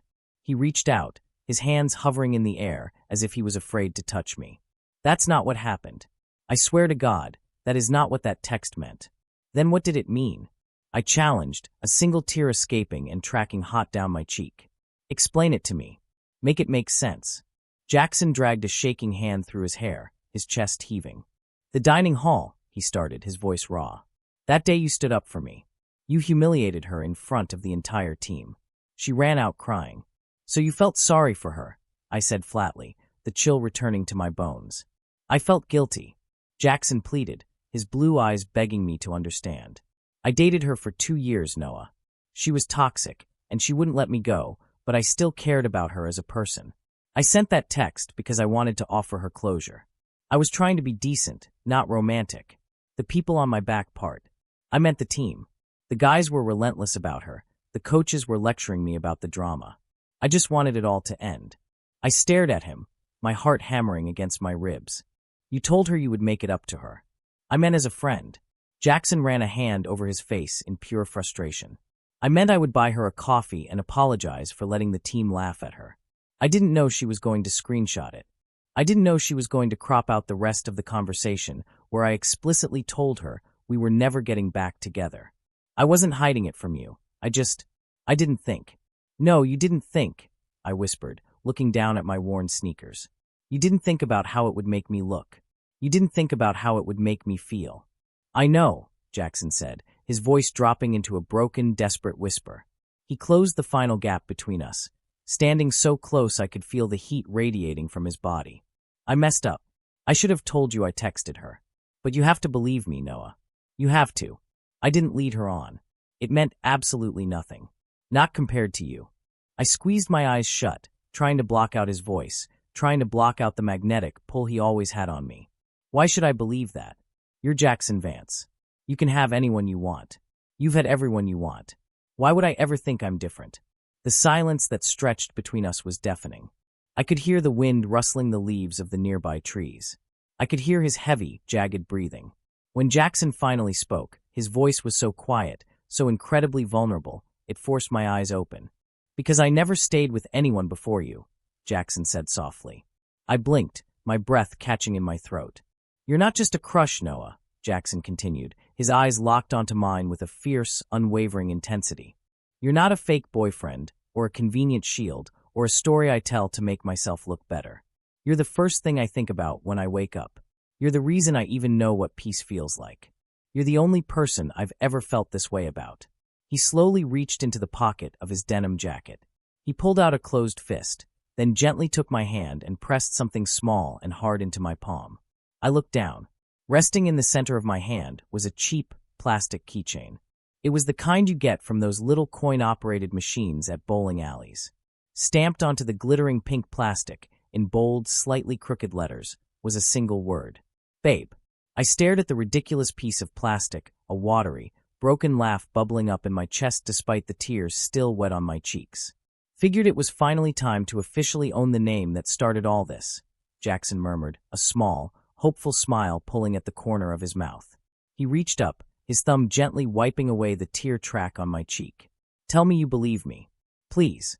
I looked from the cheap keychain up to his brilliant blue eyes. I saw the fear in them. The hockey captain, the untouchable golden boy, was standing on the concrete steps, absolutely terrified that I was going to walk away.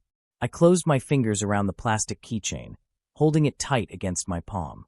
"One more mess up," I whispered, leaning into his touch just a fraction. "And I am personally melting the tires on your Jeep."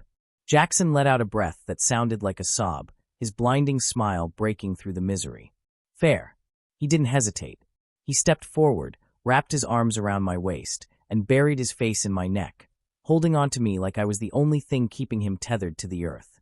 End of Part 7. Part 8. The walk back to my dorm from the architecture building felt entirely different than any walk we had taken before. The heavy, suffocating anxiety that had been crushing my chest for the past 3 days was completely gone, replaced by a light, fluttering warmth that seemed to radiate from the center of my ribcage. Jackson didn't drape a heavy, performative arm over my shoulders for the campus to see. He didn't loudly announce his presence. Instead, he simply reached down, his large, warm fingers finding mine, and laced them together. He held my hand with a quiet, undeniable firmness, swinging our joined arms slightly as we walked under the autumn trees. I looked down at my backpack, where the cheap, glittery pink Babe keychain was now securely clipped to the main zipper. It clinked softly with every step I took, a ridiculous, brightly colored anchor tethering me to reality. "You know, you're going to ruin my very brooding, minimalist aesthetic with that thing," I murmured, bumping my shoulder gently against his arm. Jackson chuckled, a rich, vibrant sound that made my heart do a very familiar backflip. He squeezed my hand, his thumb rubbing soothing circles into my knuckles. "Your aesthetic could use a little sparkle, Noah. Besides, every time you look at it, you have to remember that I won the argument." "You didn't win," I argued playfully, looking up at his devastatingly handsome profile. "I just took pity on you because you looked like a kicked puppy sitting on those concrete steps." Jackson stopped walking. We were just outside my dorm building, the sun beginning to dip below the horizon, casting the sky in shades of bruised purple and fiery orange. He turned to face me, his playful demeanor softening into that raw, intense sincerity that always managed to steal the breath right out of my lungs. "I don't care why you stayed," Jackson whispered, reaching up with his free hand to gently cup the side of my face. "I'm just glad you did. I promise you, Noah, I am going to make sure you never doubt me again." I leaned into his palm, closing my eyes for a fraction of a second. "I know, Jackson. I know." But while my internal doubts had been settled, the rest of the university was a completely different story. By Thursday, the rumor mill had reached an absolute fever pitch. Chloe's carefully cropped screenshot was still doing the rounds in the campus group chats, and because Jackson and I had kept a low profile since our reconciliation, everyone simply assumed the worst. The general consensus was that the hockey captain had dumped his charity case, fake boyfriend, and was crawling back to his gorgeous, popular ex. Every time I walked into a lecture hall, the whispers started. I caught the pitying looks from my classmates and heard the poorly stifled giggles from Chloe's inner circle of friends. It was exhausting, but this time, it didn't break me. Because every time I sat down at my desk, my phone would buzz with a text from Jackson, completely destroying the campus narrative. Jackson, professor is droning on about macroeconomics. Save me. Jackson, did you eat? I'm bringing you a sandwich at noon. Don't argue. Jackson, missing you. Can I come over tonight and watch you draw lines with a ruler? He was my secret. My infuriating, perfect secret. But Jackson Vance was not a man who liked keeping secrets. We need to go to the bonfire tonight, Jackson announced on Friday afternoon. He was sprawled across my tiny dorm bed, his long legs dangling off the edge, watching me work on a new sketch at my desk.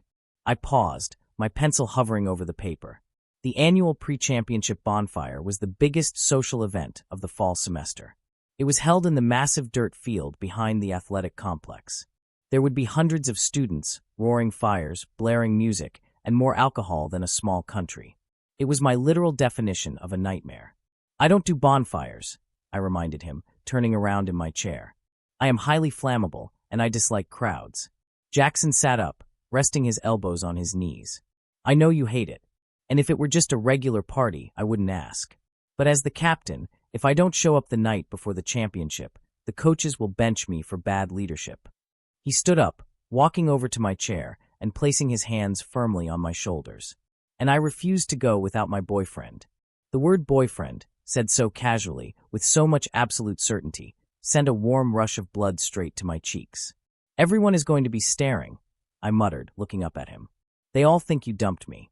Jackson's blue eyes darkened, a fierce, protective edge hardening his jawline.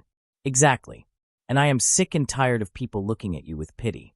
I want to set the record straight, Noah. I want to show them that you are mine, and I am yours, and there is no room for anyone else in that equation. Do you trust me? I looked into his eyes.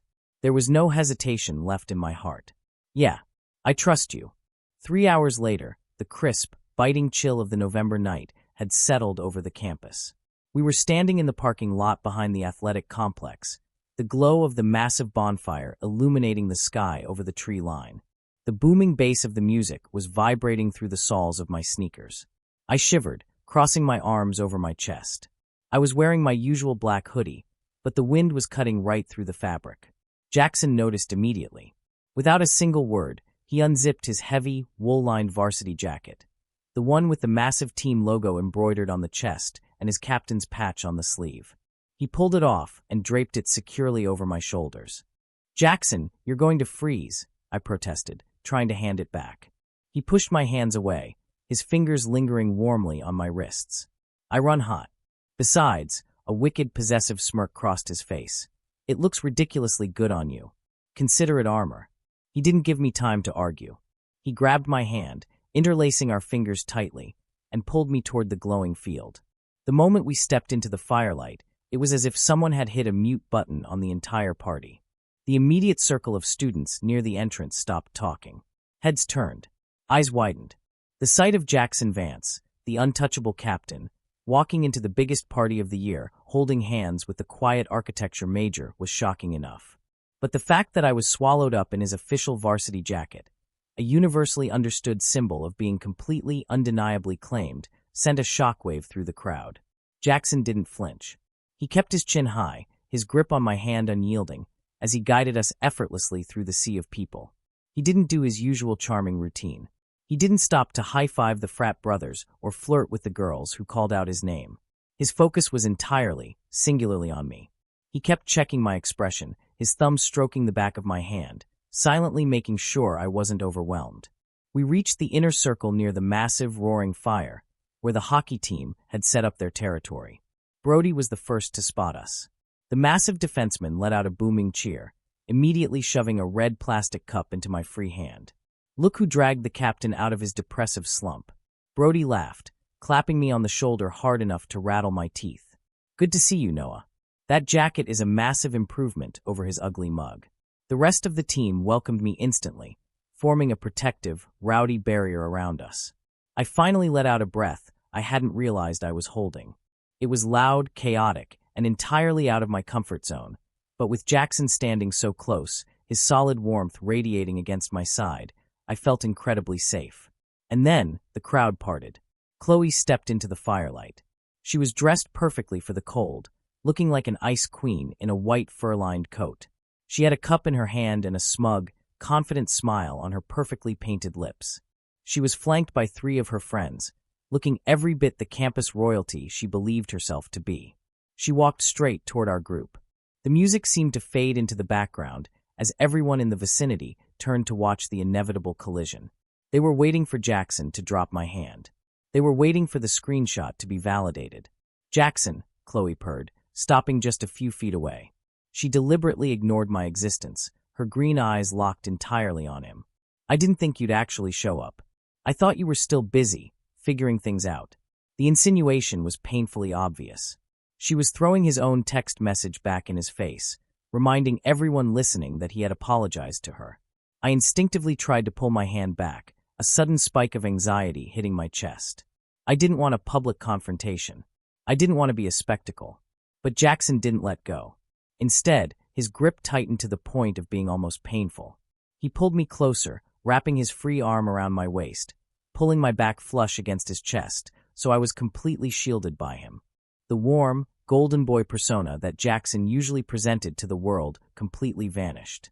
The look he leveled at Chloe was so cold, so terrifyingly blank, that even she took a hesitant half-step backward.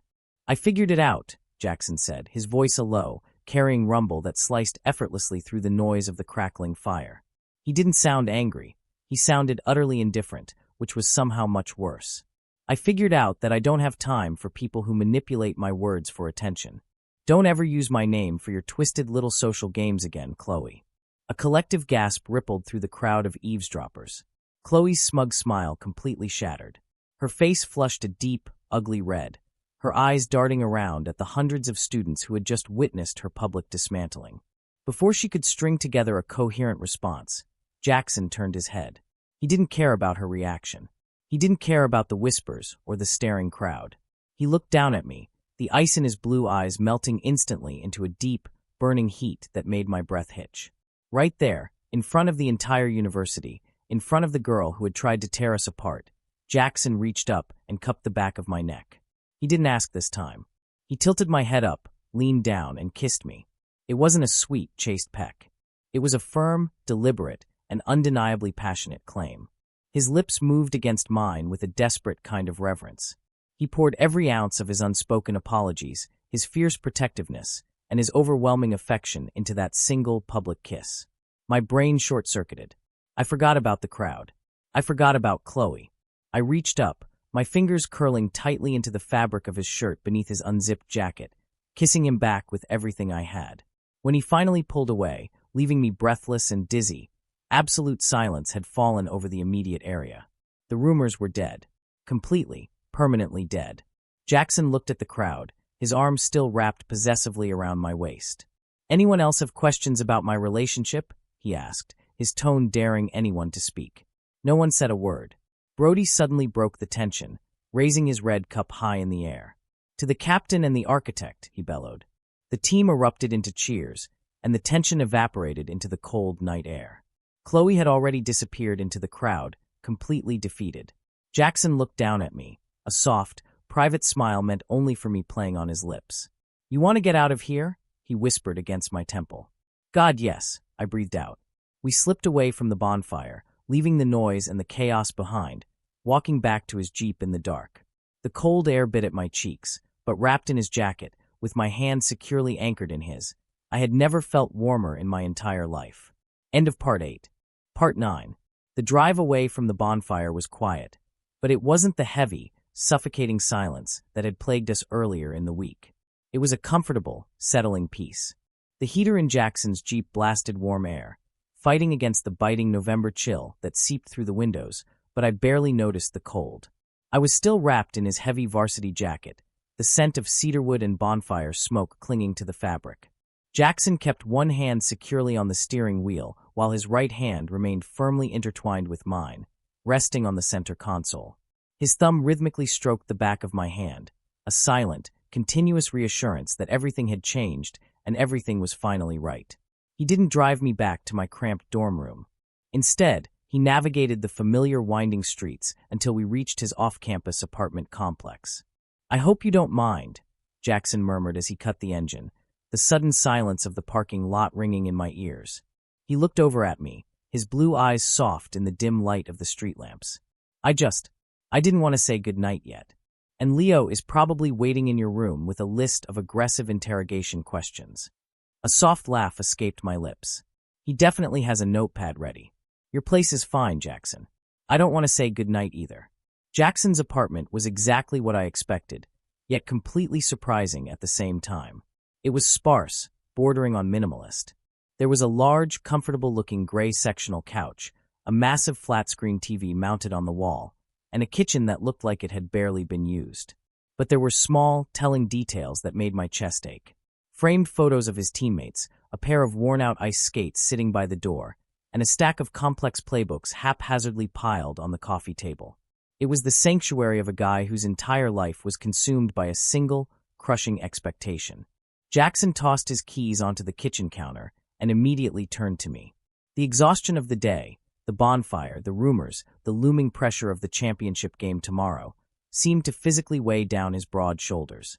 He walked over, wrapped his arms tightly around my waist, and buried his face in the crook of my neck, letting out a long, shuddering sigh. I instinctively brought my arms up, wrapping them around his back, my fingers threading gently into the soft, messy hair at the nape of his neck. "Are you okay?" I whispered into the quiet room, feeling the steady, heavy thump of his heartbeat against my chest. "I am now," Jackson mumbled against my skin, his breath sending a cascade of warm shivers down my spine. He pulled back just enough to look at me, his hands resting on my hips. "I hated today, Noah. I hated knowing that people were looking at you and whispering. I hated knowing that for even a second, Chloe made you feel like you weren't the most important thing in my life. I never want you to feel like that again." My heart swelled, a massive, overwhelming wave of affection rising in my throat. I reached up, cupping his face, my thumbs brushing lightly over his cheekbones. "You proved them all wrong tonight, Jackson. You literally kissed me in front of the entire university. The rumors are dead. It's just us now." Jackson leaned into my touch, his eyes fluttering shut for a brief moment before he opened them again, filled with a fierce, burning vulnerability. "Tomorrow is the championship. My dad is flying in. There are 3 NHL scouts sitting in the VIP box. If I play well, my entire future is basically written for me." He paused, his jaw tightening. But all I could think about today was the fact that none of it matters if you aren't sitting in those stands. I don't care about the scouts. I don't care about the draft. If I have to choose between us, and the perfect image they want from me, I'm choosing you, Noah. Every single time. The absolute certainty in his voice completely stole my breath. I had always been the logical one, the architect who built emotional walls with precision and care to ensure I never got hurt. But Jackson Vance had walked into my life, completely bypassed the walls, and made his home right in the center of my heart. "You don't have to choose," I told him fiercely, pulling his face down so our foreheads rested together. "You're going to go out on that ice tomorrow, and you are going to play the best game of your life. You're going to show those scouts exactly why you're the captain. And I am going to be right there in the front row, wearing your jacket, cheering louder than anyone else in that arena. Because you're mine, and I believe in you." Jackson let out a breath that sounded like a ragged sob. He didn't say anything else. He just leaned in and kissed me, a desperate, deeply emotional kiss that communicated everything words couldn't. I melted against him, entirely surrendering to the gravity of him, knowing with absolute certainty that I was exactly where I was meant to be. The next evening, the campus ice arena was an absolute madhouse.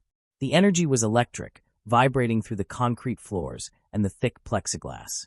The stadium was packed to maximum capacity, a sea of screaming students painted in the university's colors. The opposing team, our bitter state rivals, had brought a massive student section of their own, making the noise level deafening. I was sitting in my designated seat in the front row, directly behind the home bench. I was wearing the oversized Vance '88 jersey he had given me, with his heavy varsity jacket draped over my shoulders. I wasn't hiding behind my baseball cap or my scarf. I didn't care who was looking at me. When the team skated out onto the ice for warm-ups, the arena erupted. Jackson led the pack, looking like an absolute force of nature in his pristine white and navy gear. As usual, he didn't immediately join the drills. He skated a sharp arc, stopping perfectly in front of my section of the glass. He didn't tap the glass this time. He just looked at me through the barrier, his blue eyes blazing with a fierce, focused intensity. I smiled, giving him a small, reassuring nod. Jackson grinned, the playful, arrogant smirk returning to his face, before he spun around and joined his team. The game was a bloodbath. From the very first puck drop, it was clear that the opposing team had a single strategy: shut down Jackson Vance at any cost. They were playing dirty. The hits were brutal, the checking was aggressive, and the referees were letting entirely too much slide. Every time Jackson touched the puck, two massive defenders swarmed him, slamming him into the boards with sickening, echoing thuds. My heart was lodged permanently in my throat. I stood for most of the game, my hands pressed flat against the cold plexiglass, my architectural logic completely overridden by pure, unadulterated panic every time Jackson hit the ice. By the third period, the score was tied 2-2. The tension in the arena was suffocating. There were 3 minutes left on the clock. Jackson was visibly exhausted. I could see the heavy rise and fall of his chest when he returned to the bench for shift changes. But his eyes were sharp. He wasn't giving up. With exactly 1 minute and 40 seconds left, a loose puck skidded into the neutral zone. Jackson read the play perfectly. He pushed off the ice with explosive speed, intercepting the puck and breaking away from the pack. It was a one-on-one with the opposing goalie. The entire arena leaped to their feet, the roar of the crowd reaching a deafening crescendo. Jackson faked left, pulled the puck right, and raised his stick for a devastating slap shot. But he never made the shot. A defender from the opposing team, desperate to stop the play, caught up from the blind side. He didn't aim for the puck. He lowered his shoulder and slammed his entire body weight directly into Jackson's back at full speed. The impact was horrific. Jackson was sent flying forward, completely out of control. He crashed headfirst into the heavy boards behind the net. The sound of his helmet and shoulder hitting the plexiglass cracked through the arena like a gunshot. He crumpled to the ice like a puppet whose strings had been abruptly cut, lying perfectly still. The whistle blew frantically. The deafening roar of the crowd instantly died, replaced by a horrifying, suffocating silence. "Jackson!" I screamed, the sound tearing from my throat raw and frantic. My vision blurred. I slammed my fists against the glass, my heart completely stopping in my chest. No. Please God, no. The team medic and the coaches were already sprinting across the ice. Brody and the rest of the players on the ice immediately swarmed the defender who had made the dirty hit, a violent scuffle breaking out, but I didn't care about the fight. My eyes were locked entirely on the motionless figure lying on the white ice. Time seemed to freeze. For 30 agonizing seconds, Jackson didn't move. The medic was kneeling beside him, talking frantically. And then, slowly, agonizingly, Jackson's hand twitched. A collective gasp of relief echoed through the stadium. Jackson pushed himself up onto his hands and knees, his head hanging low. He shook his helmeted head slightly, as if trying to clear his vision. The medic grabbed his arm, trying to help him up, clearly intending to escort him off the ice for a concussion protocol. But Jackson shoved the medic's hands away. He grabbed his hockey stick, using it as a crutch to force himself to his feet. He swayed slightly, but he locked his knees, refusing to leave the ice. He turned his head, his eyes scanning the crowd through the visor of his helmet, until he found me standing behind the glass. Even from a distance, I could see the fierce, unbroken determination in his eyes. He gave me a single, slow nod. "I'm okay." The referee called a major penalty on the opposing team. Jackson waved off the coaches, skating slowly but deliberately into position for the face-off in the offensive zone. The crowd, realizing he was staying in the game, erupted into a chant that shook the foundation of the building. "Vance! Vance! Vance!" 10 seconds left on the clock. The puck dropped. Brody won the face-off, sliding the puck backward. Jackson intercepted it. He didn't hesitate. He didn't look for a pass. Channeling every ounce of frustration, pain, and sheer willpower he had left, Jackson unleashed a blistering, perfect slap shot. The puck soared through the air, an absolute blur of black rubber, and slammed into the top left corner of the net, hitting the twine with a satisfying snap. The buzzer sounded. The red light flashed. The arena exploded. The noise was incomprehensible. The entire hockey team rushed the ice, throwing their gloves and sticks into the air, completely tackling Jackson in a massive, chaotic pile of celebration. They had won. The championship was theirs. I fell back into my seat, burying my face in my hands, a mixture of absolute relief and overwhelming adrenaline causing hot tears to spill over my eyelashes. 20 minutes later, the arena was still vibrating with celebration, but I was standing in the quiet, sterile hallway outside the team's medical room. The heavy door opened, and the team doctor stepped out, giving me a reassuring nod. He's fine. Bruised ribs and a massive headache, but no concussion. He's asking for you. I pushed past the doctor, stepping into the small room. Jackson was sitting on the edge of the examination table. He had stripped off his heavy gear, wearing only his compression shorts and a gray t-shirt. He had a bag of ice pressed against his ribs and a dark, angry bruise blooming along his jawline. He looked up when I walked in, and the tough, relentless captain persona completely shattered. He looked exhausted, battered, and incredibly soft. I didn't say a word. I crossed the room in 3 strides, stood between his knees, and wrapped my arms gently around his neck, being careful of his ribs. I buried my face in his hair, breathing in the scent of sweat and ice, finally allowing myself to believe he was safe. Jackson dropped the ice pack, wrapping his massive arms around my waist and burying his face in my stomach, holding on to me like I was his lifeline. "You terrified me," I whispered, my voice trembling slightly. "You absolute idiot. You could have been seriously hurt." "I had to finish the game," Jackson mumbled against my shirt, his grip tightening. "I told you I was going to show them why I'm the captain." He slowly pulled back, looking up at me. His blue eyes were bright, completely stripped of any walls or defenses. "The scouts came down to the locker room before the doctor dragged me in here," he said softly. My breath hitched. And a slow, devastatingly beautiful smile spread across Jackson's bruised face. "And they offered me a preliminary contract. First-round draft pick for the national team, Noah. It's everything." "Oh my God," I breathed out, a massive smile breaking across my face. "Jackson, that's amazing. You did it." Jackson reached up, taking my hand and pressing a soft, lingering kiss to my knuckles. "No," he corrected, his voice thick with emotion. "We did it. I couldn't have gotten back up on that ice if I hadn't looked at you. You're my foundation, Noah. The best thing I've ever built." I laughed, a wet, happy sound, and leaned down to kiss him, tasting the salt of his sweat and the absolute promise of our future. End of Part 9. Part 10.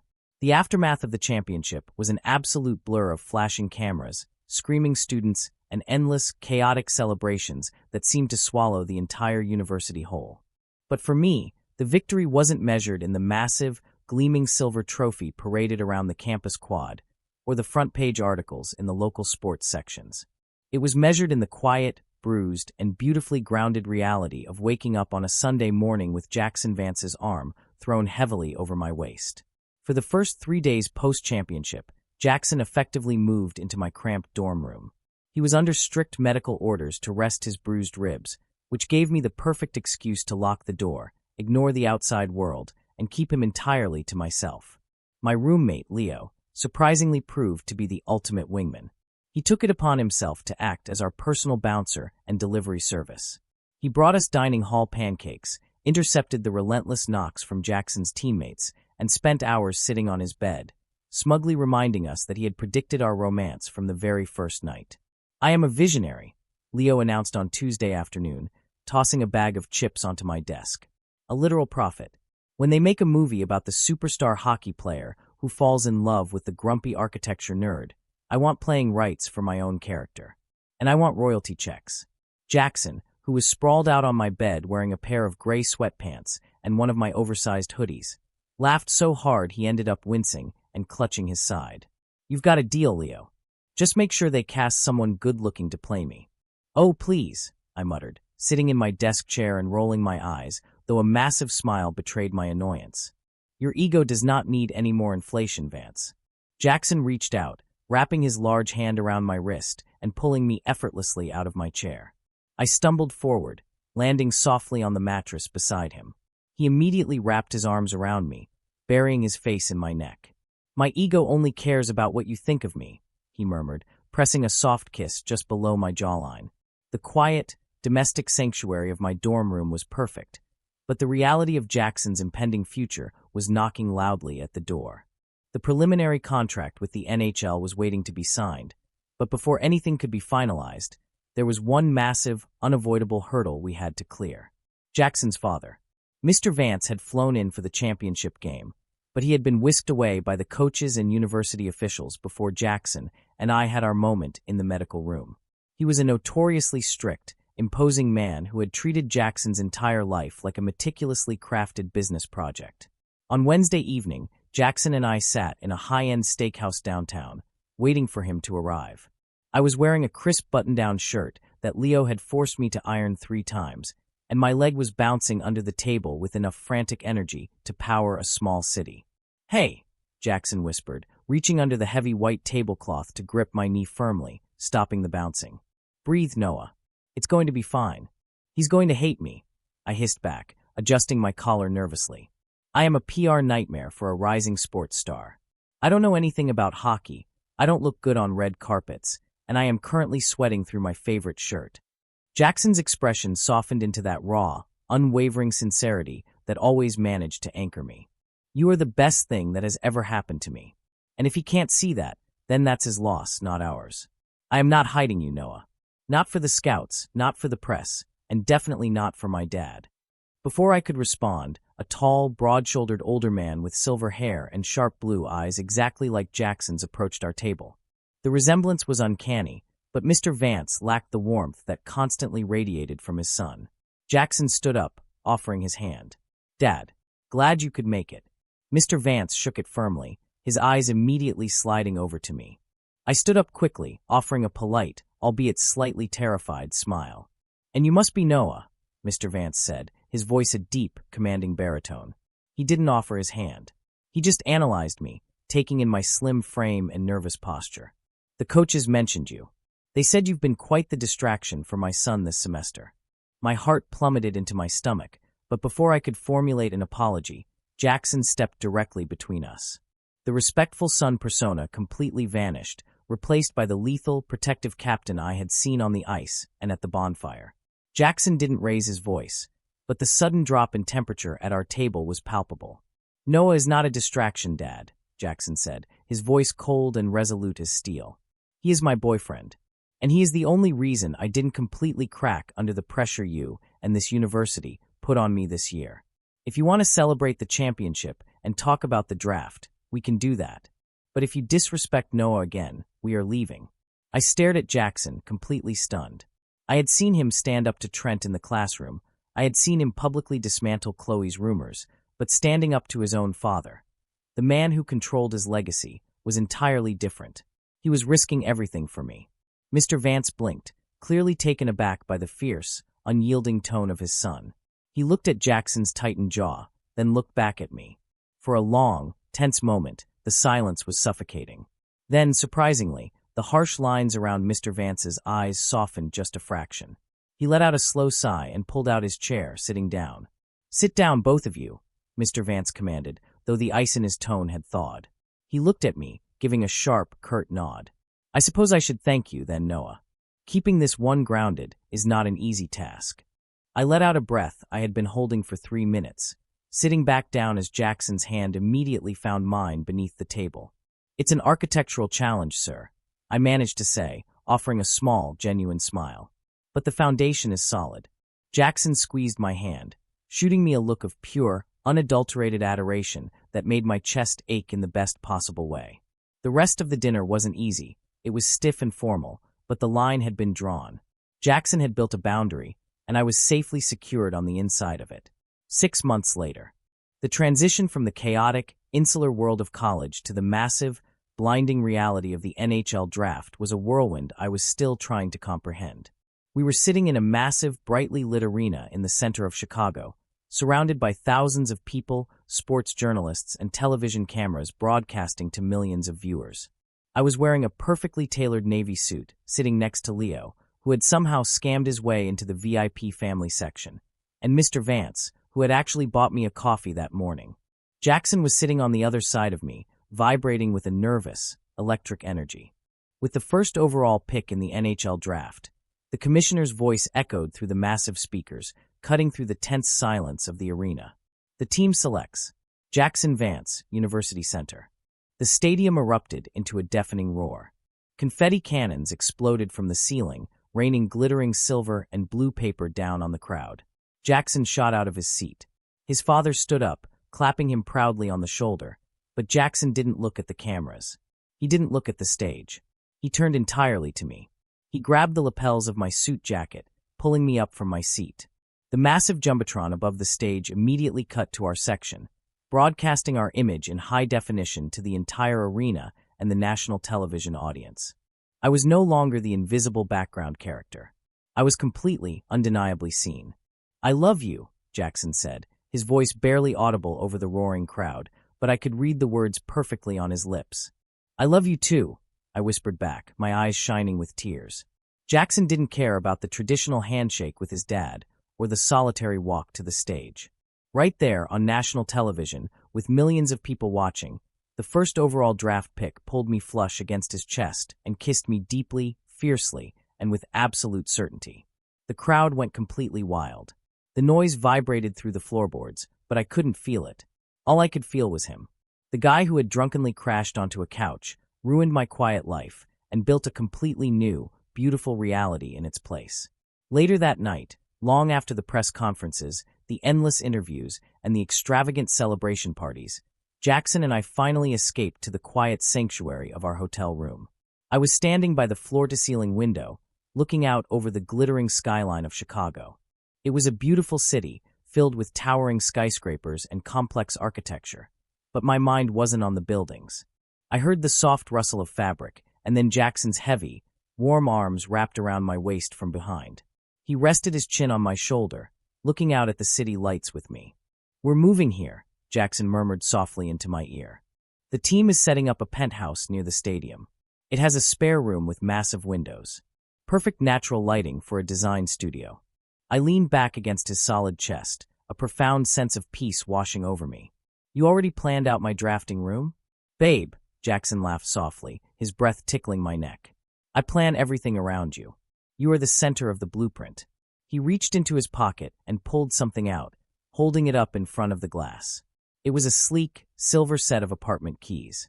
But dangling from the metal ring, completely contrasting with the expensive luxury of the keys, was a cheap, plastic, glittery pink keychain. "Babe," I laughed, reaching up to touch the plastic lettering. "You kept it." "I told you," Jackson whispered, pressing a soft, lingering kiss to the side of my head. "I am never letting it go. And I'm never letting you go."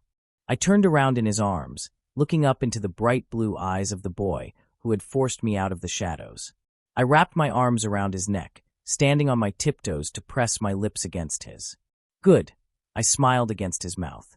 "Because I'm not going anywhere. End of story." Wow. Okay, can we all just take a collective deep breath after that ending? Seriously, my heart is still racing. Welcome back to reality, everyone. You just finished listening to the complete story of Noah and Jackson, and oh my God, what a beautiful, emotional, and completely chaotic ride that was. Let's just sit down and unpack this for a second, because there is so much to talk about. Jackson Vance. Where do we even begin with this man? At first glance, he's your typical, arrogant, golden boy hockey captain. But the way he completely shattered that stereotype the moment he was alone with Noah, that is the kind of romance we absolutely live for. I mean, the fact that he orchestrated an entire fake dating scheme just because he was too terrified to admit he had a massive crush on the quiet architecture nerd? It's genius, it's desperate, and it is so incredibly sweet. He was literally a golden retriever disguised as a bad boy. And can we take a moment to appreciate Noah's character development? Going from the guy who wore oversized hoodies to blend into the walls, to the guy standing in front of the entire university wearing his boyfriend's varsity jacket. The growth is just chef's kiss. He didn't just change for Jackson. He found his own confidence. The way Jackson defended him against Julian in the art studio, and even stood up to his own strict father at the steakhouse, that's top-tier boyfriend material right there. And let's be real, that pink, glittery babe keychain holds way more emotional weight than a diamond ring ever could. Now, I want to turn this over to you, because I need to know what was going through your minds while listening to this.